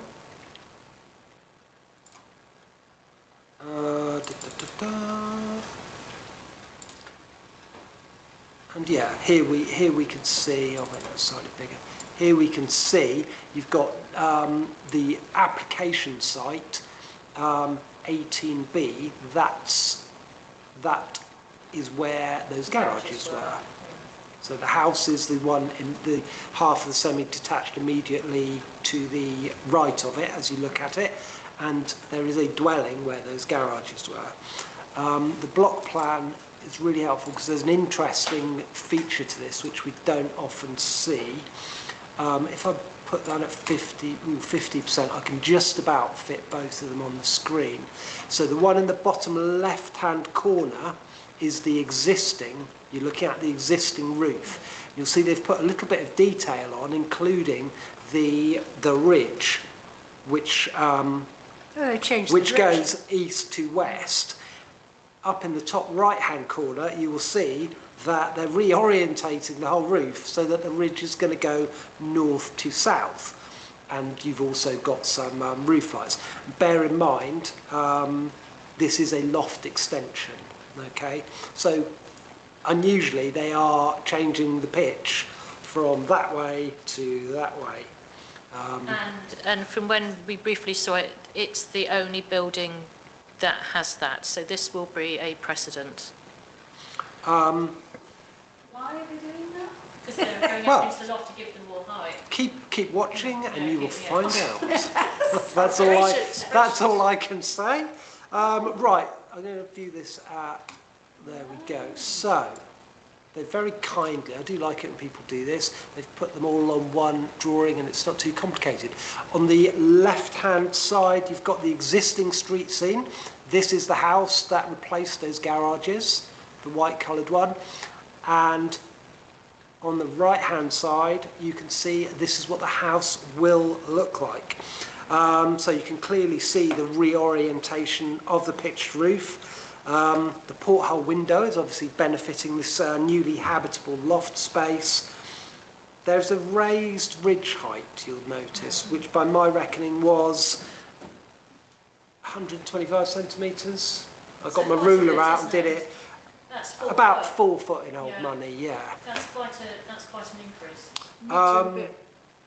Yeah, so that's their street scene. There is another set of elevations. There's not been any objection to them. There's not a massive amount to note here, other than, let's see, we've got existing along the top and proposed along the bottom.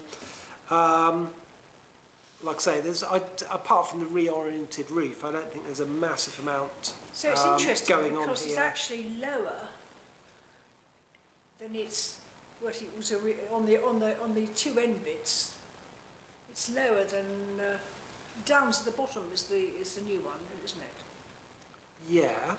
So effectively, No. it looks like they've got a sloping roof, whereas they had a square. Am I looking at the wrong thing? Where they had a square roof before? No, it was a pitched roof, Yeah. but orientated Yeah. north-south, and now it's going to be orientated east-west with a 4 foot increase in. So it makes it look slightly smaller from the street. No. No, it won't. no. What Joanna's saying is, in terms of scale and mass, you are looking at possibly, you're looking at a triangle instead of an oblong. That's what you're saying, isn't it? Oh, I so see, it does. So it does present. It doesn't present as slightly just taller. raising the roof. It does sort of mitigate that. But that raise in height a little bit. If we can go back, can we go back to the street view? Yeah. And the street view with the garages. And have a look at the satellite image. Can we do that back up to the satellite image?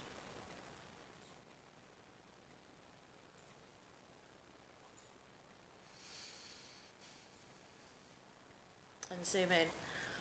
They're all orientated parallel to the road. This will set a precedent because it's this one at the moment, and you can see that they're all there. And if you zoom out a little bit, they're all this, all the way around. That's because they're all south-facing. That's why they've done that way. They're all south-facing. No, they're west. This is east. It's all east-west. looking over the Gannel, isn't it? Yes, which is to the west, isn't it? The Gannel? There it is. Oh no, okay, yeah. So south. yeah, but that's what they've got at the moment. This is the house that they've got at the moment. But to turn it round for the apex roof to go the other way, then if we look at the road, if we go back to the road garage scene again. I'm with Karen. Why are they doing this? Well, to give them another bedroom, I presume, upstairs in the loft. So effectively, they've got the house here, but they're going to be raising it another 1.5 meters. So it's going to be much taller.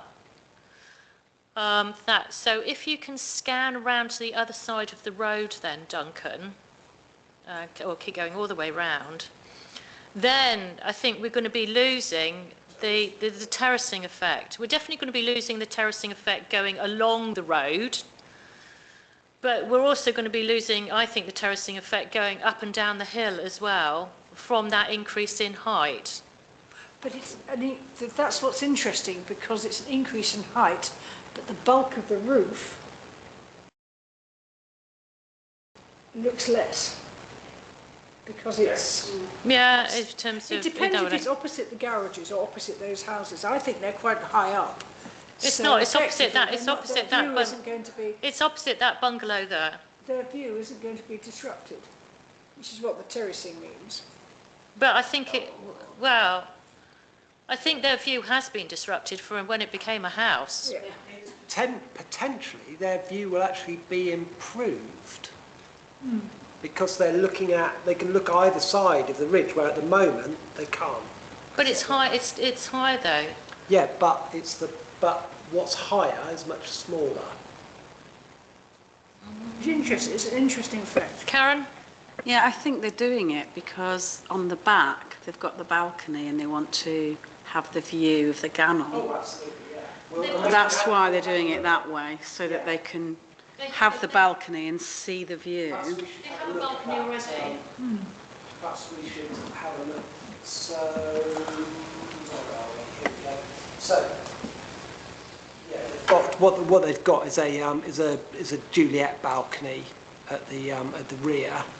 They're keeping that Juliet balcony, but then you've got another one on top. But this is, as you say, at the moment the neighbours are looking at a solid oblong on the other side of the road. They will then be looking at something which they can see either side of. So, do you see what I mean? Mm-hmm. But I don't, it's whether they're happy with that or not. There aren't any objections against it when I last looked.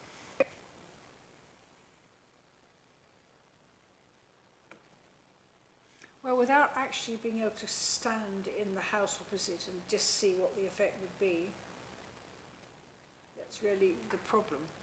They are quite high up. The houses on the other side of the road are really quite high up.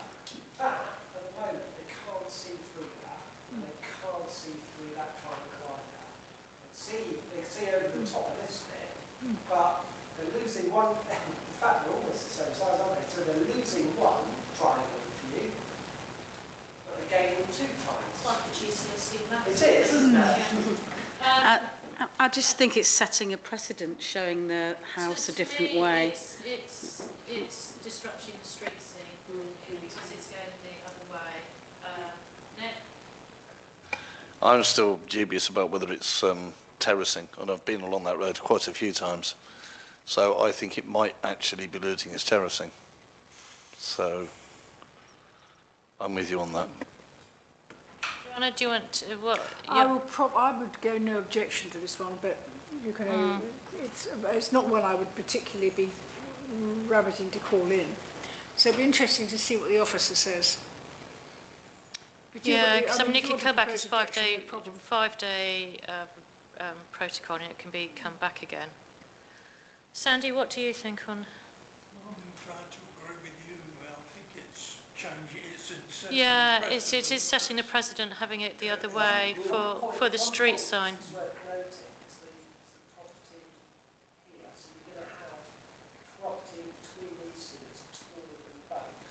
Yeah. Personally, I'm surprised it got planning permission in the first place to be a house when there's a window here. I mean, that's their outlook is this wall and shadowing whatever that room is. But it is what it is, isn't it? Is it the same owners though? That we don't know and don't. No, they're different owners now. It might not have been different owners at the time, but now it's different owners. Can we just check, looking up and down the road, that? Yeah, it's got a bit of a front porch, isn't it? But that's nothing like that. I mean, all those other. If we just look the other way, going up. So for me, it's the street scene and that increase in height between. It's quite over, but I think it's quite an increase in mass, really, for them. I know what you're saying with the and the planning. He might completely contradict, but and we've got no solar panel stuff and all that. Well, now they've reoriented the roof. There's no point having solar panels, really. No, and they're well, no, you have them on both. You have them on the eastern. You have them on both sides. Yeah, no, they have on both sides. I'm going to propose objection on this, on those grounds that we've said. Karen's going to second. All those in favour is going to be favourous, and Joanna. I'm going to say no objection. No objection. So. We'll see what the officer comes back. See what the officer comes back with. Because the only concern from my point of view is the view from the other side of the road. Now, I think it's so high it won't be affected, but it's really, is he affecting the amenity? It's again, you think it's going to affect the amenity of the neighbours, and I think it's going to affect the amenity of the neighbours, and actually have an impact on outlook as well for the neighbours. I don't think it's close enough for outlook. That's a view. If they built it like in their front garden, that would be outlook. That's a view rather than outlook.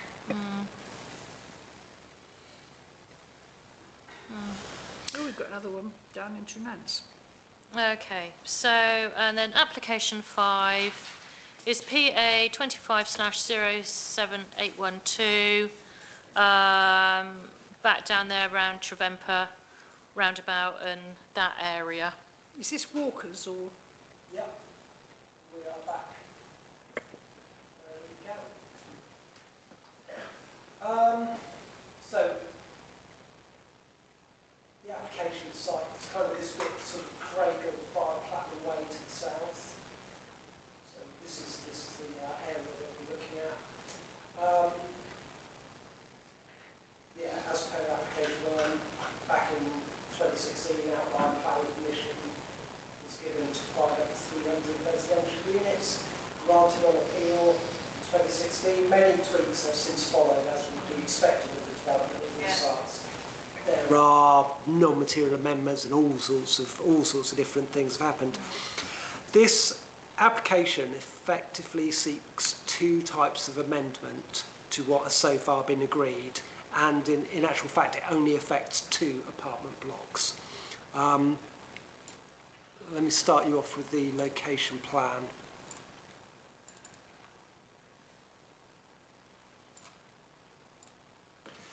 I'm just going to make that slightly larger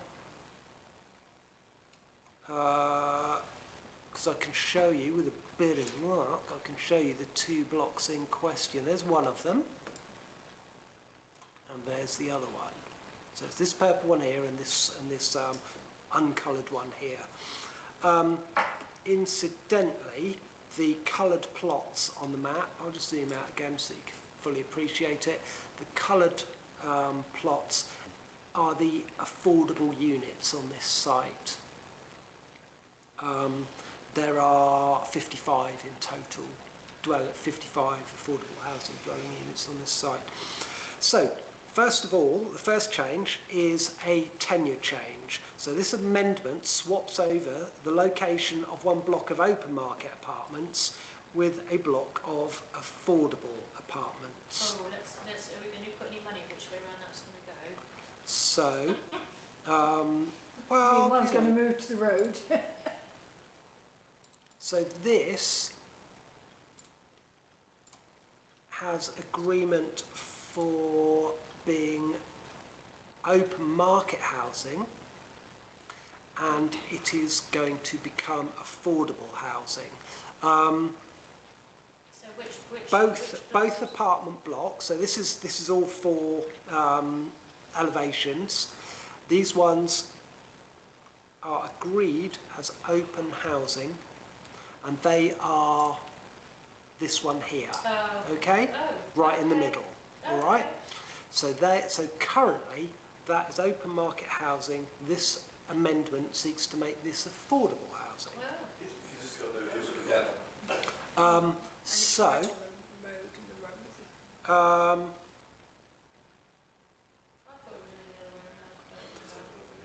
I'll bring up the other one for you. There is one kind of little tweak about this that you're kind of going to go, oh yeah, they would do that. But Is that a story higher? But in general, no, I don't think it is. No. I don't believe it is. Both apartment blocks offer 6 2-bed, 3-person accommodation.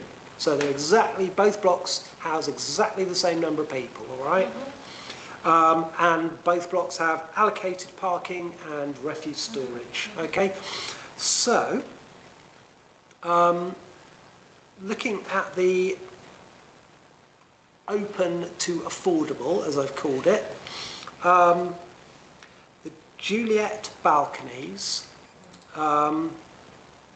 and any other balconies have been removed, and that's where these number 4s are. They have been removed and replaced with large windows. As you can see, they are quite large windows. So there would have been either a balcony or a Juliet balcony on these. Yeah. That is going. Yeah. Similarly, Is that on the rich houses or the small? the ones that are going to become affordable are losing the balconies, okay? Similarly, You don't need balconies.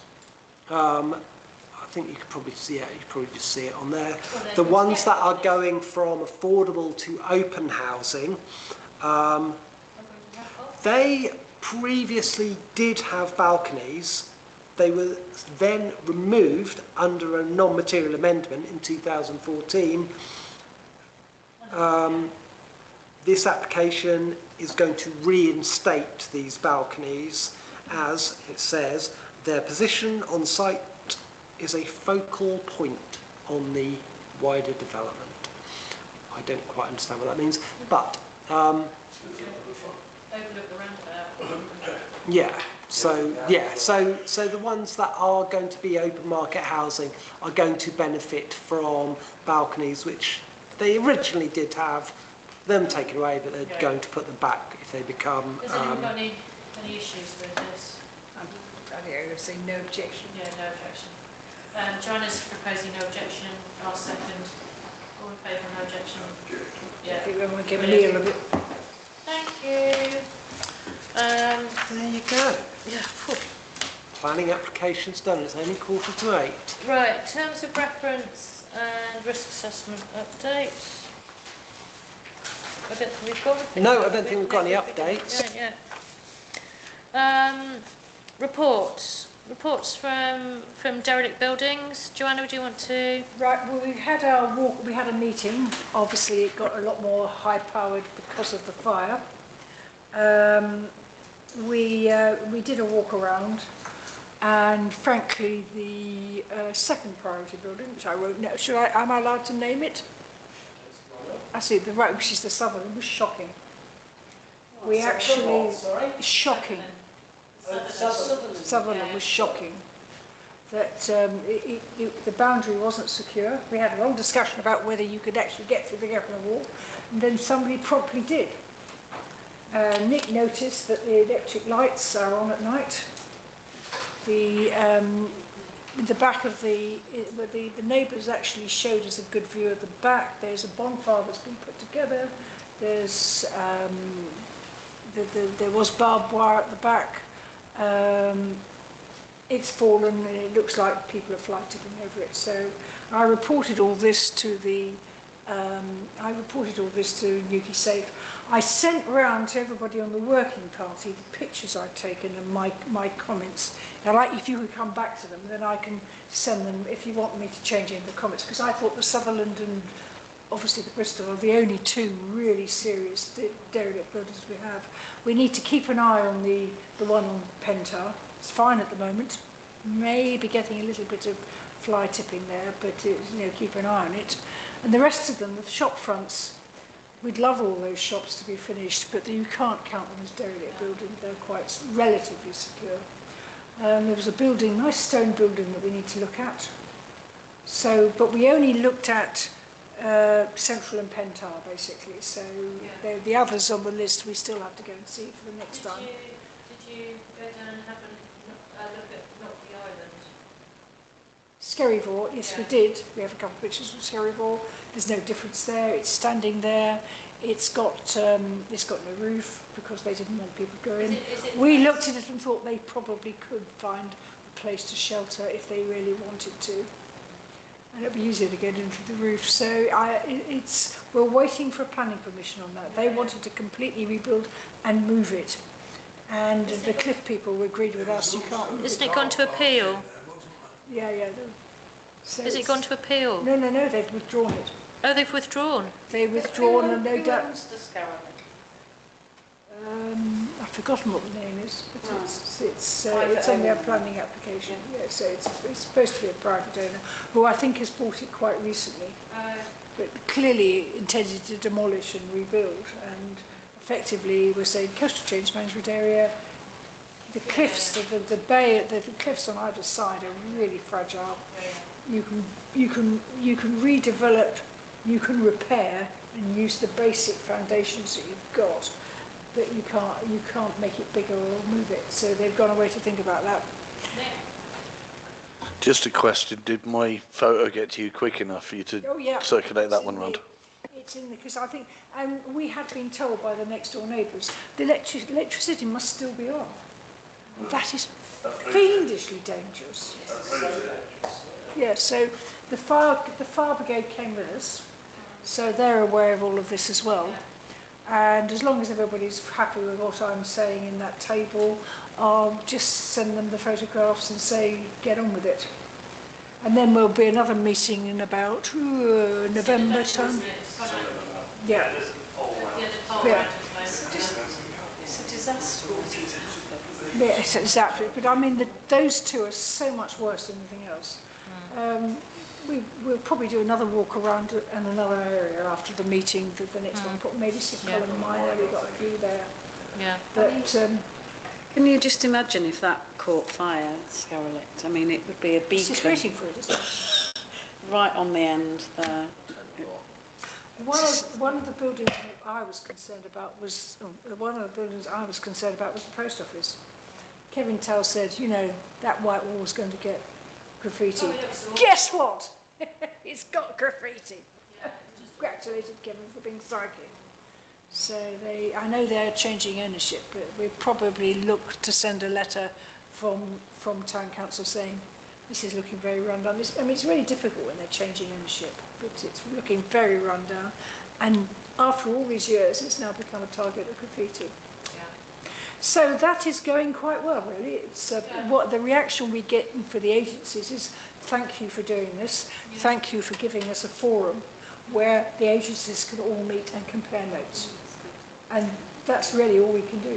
I think it's worth saying that at the meeting we had Inspector Johnson there and two representatives from fire there as well. So it was well received, in terms of being at the meeting. Brilliant. So Newquay neighbourhood plan, nothing's really changed on it. It was still on that. There is a consultation on the local plan on which the neighbourhood plan depends. I've got that. It's coming up, okay. And we probably do need at some stage to set up a meeting of the Newquay neighbourhood plan. But at the moment, while it's all up in the air. So nothing much happening on parking? No. Oh, except this is an interesting tidbit. They finally have got the local area scheme for local schemes. It's excluding a couple of things. It's excluding everything to do with parking. No double yellow lines. Guess what we normally spend our money on? And it's excluding residents' parking. Doesn't leave a lot. No. Is that community network area highway scheme? Yes. Oh. So I don't know how much money it is. I don't think we've been told yet. Same note. Have they given it different names? No, call it the same thing, local highway schemes. So it's local highway schemes without double yellow lines. So no yellow paint, in other words. So we're all right with white or black paint, but no yellow paint. And we're okay with signage. Basically, they're excluding everything on parking.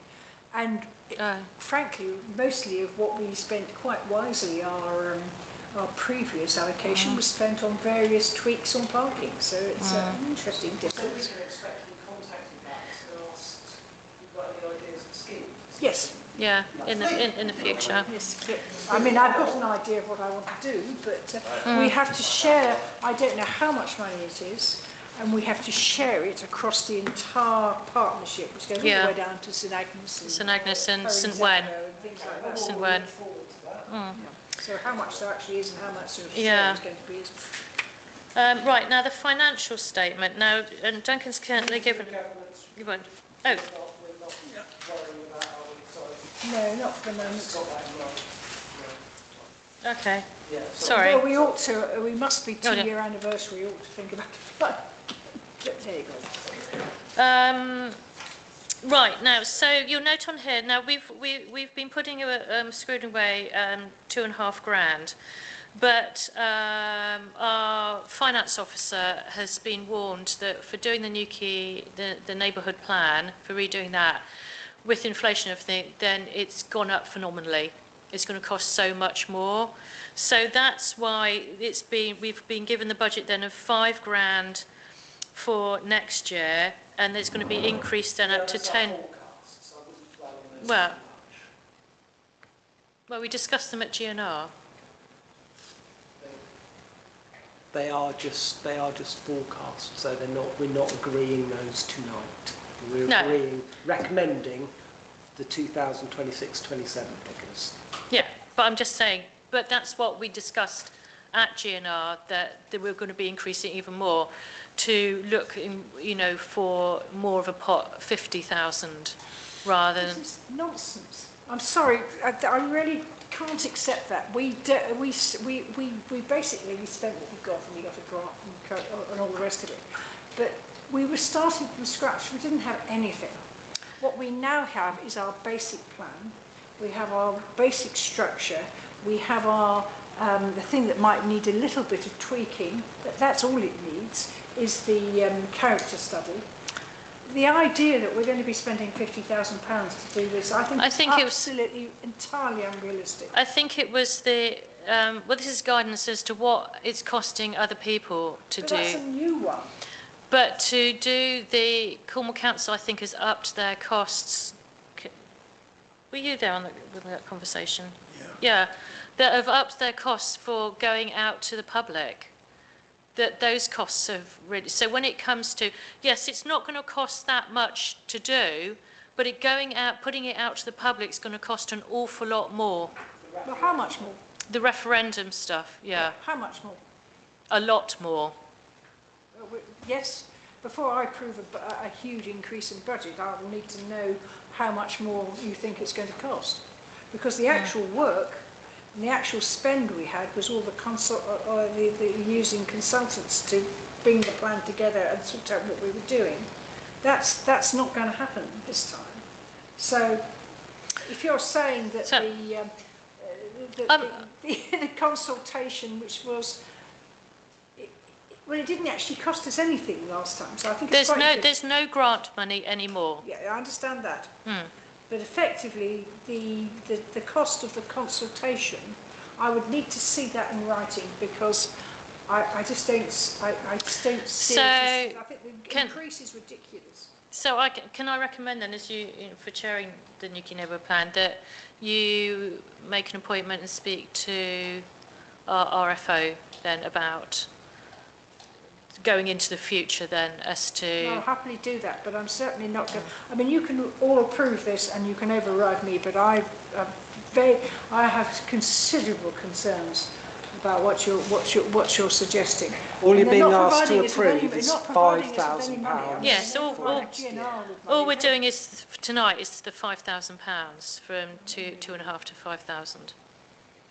So I'm going to propose that we accept that, seconding it. So, and then Joanna. Oh right, so 3. So Joanna, you're objecting. I don't think we have. 2 objections. This committee has not been given the information that justifies this. Okay. Exactly. Can I say, if they've budgeted 5,000 next year, and we don't use it for the neighbourhood plan. We're just sort of building up. It's not going to go it's going to just go in our coffers, isn't it? Well, yes, but it's going to increase our council tax. My concern is that this super prudent stuff that's happening, if that's happening across all the budgets, then there's going to be a massive increase on council tax, which I'm not supporting. I haven't been given any justification to increase this. I mean, it may have been given it at GNR, but this committee has not been given any evidence at all to justify the doubling of the money. Right. Okay. So noted. Right. So yeah, let's Do you want that as a named objection, Joanna? Oh, yes. Yeah. Okay. And me as well, please. The other point of this is to note what we have in the EMR for the neighbourhood plan. You currently have, or the town council has, £15,957. So effectively 16,000. So that'll take it to 21. So? That'll then take it to 21. And then 26. Before we actually do any work. So anyway, that's just a figure for noting. That's how much our £2,500 have added up to. Okay. I mean, we're thinking that when's the local plan coming out? 2029. Oh, 8 o'clock. Oh, just 5-minute extension proposed. I think it's, Yeah. we'll obviously start work before then, when we have a clearer idea of what we're doing. I mean, the big thing will be the numbers coming Yuki's way and no increase of infrastructure that we can't do. Yeah. Right, okay. And a decrease in services.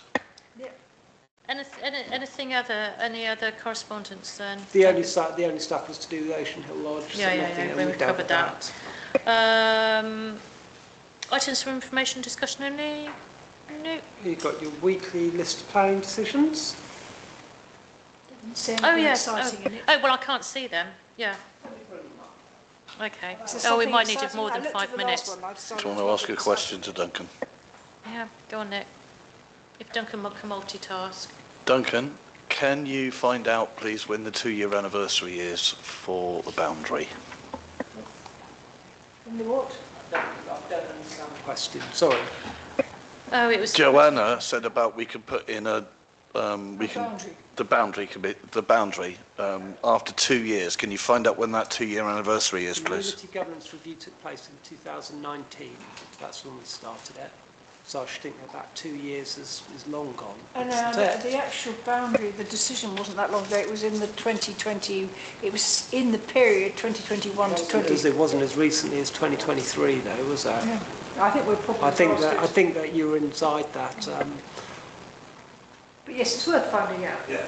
I think it is Because it's the same effect. We're getting all these new houses that once people have moved in, they will want to pay Colan rates. They will not want to pay Newquay rates, even though they clearly live in Newquay. What excitement? What I excitement? thought that the most exciting thing was, you remember 13 Beachview Close? It actually ended up going to... Oh, yes. There is a pre-app has gone in Yeah. and advice has been given. I've not had an opportunity to See what read the it. advice is. Because that was turned down at appeal, wasn't it? That was was. refused and then dismissed. Yeah.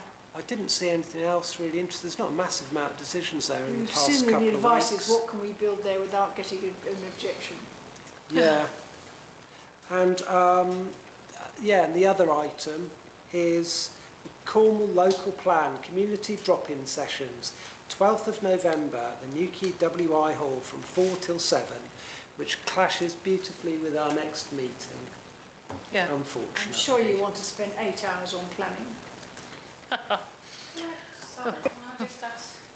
Yeah, quickly. First one there about the felling of 3 Oh, harper trees. that is an interesting one. It's been called in by the tree officer who got the original, because what happens when they got planning permission, the tree officer came straight round and put a preservation order Yes. on the trees below the California. There have been some trees cut, and now there's this application in is to drop these 3 big trees. And he is looking very hard at it. And I'm prepared to accept whatever he says. So, I mean, it's a sort of... I mean, can we object to them being felled, We these haven't trees? been asked, have we? No, we haven't been asked, no, because it's been closed and advice given. Yes, it's advice. Yeah. And I think the tree officer said He's not happy. he's not happy. Good. So I don't think he is. They could have persuaded him, but he is absolutely switched on, and he put the reservation on in the first Good. place. Sorry, it just Oh, concerned me a bit with the trees. I don't know what the advice is. Can we get at the advice when we have something like that? Is it the offer? It's there. Yeah. The link is on the document. But Sometimes where they was I looking? don't. The advice doesn't appear. We got a minute. Am I going for another 5 minutes? Looks like it. I thought I'd seen an application. Maybe I was wrong. Oh, there you go, Karen. So the advice is there. You actually start meeting. Oh, we started past. Yeah, we started it late. Yeah. We haven't. Yeah. So that's just saying. Yeah. That's just saying. Oh, so you have to go to the planning link to see it. Yeah, no, They are still protected. But what I'm saying is that the advice to be given, that you are going to be looking at an application to put them down next week. Might as well send this up to Kingsford.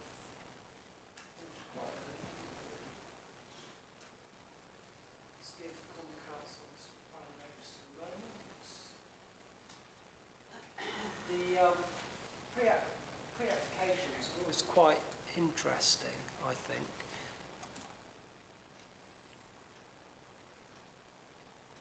There should hopefully be an advice document here. Oh no.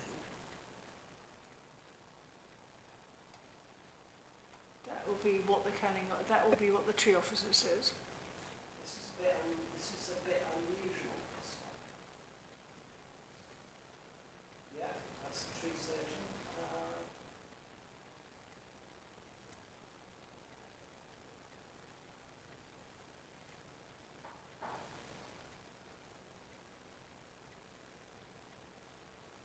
This duty requires another So they've tree to be passed it. planted of appropriate size and species at the same time. So the trees that's been cut down needs to be replaced. So they already cut one down. Yeah. I think that's what happened, was that people started yelling at them. Absolutely. Yeah. So that's what the advice They is. already had tree preservation orders on there as a collective, didn't they? I can remember we had that when we looked at the planning application, and it was about keeping. Oh yeah, we're going to keep the trees. Yeah, and then if you don't need a TPO, well, they got one anyway. Yeah. And I don't think the tree officers it doesn't sound to me like the tree officers that pleased with that response. No.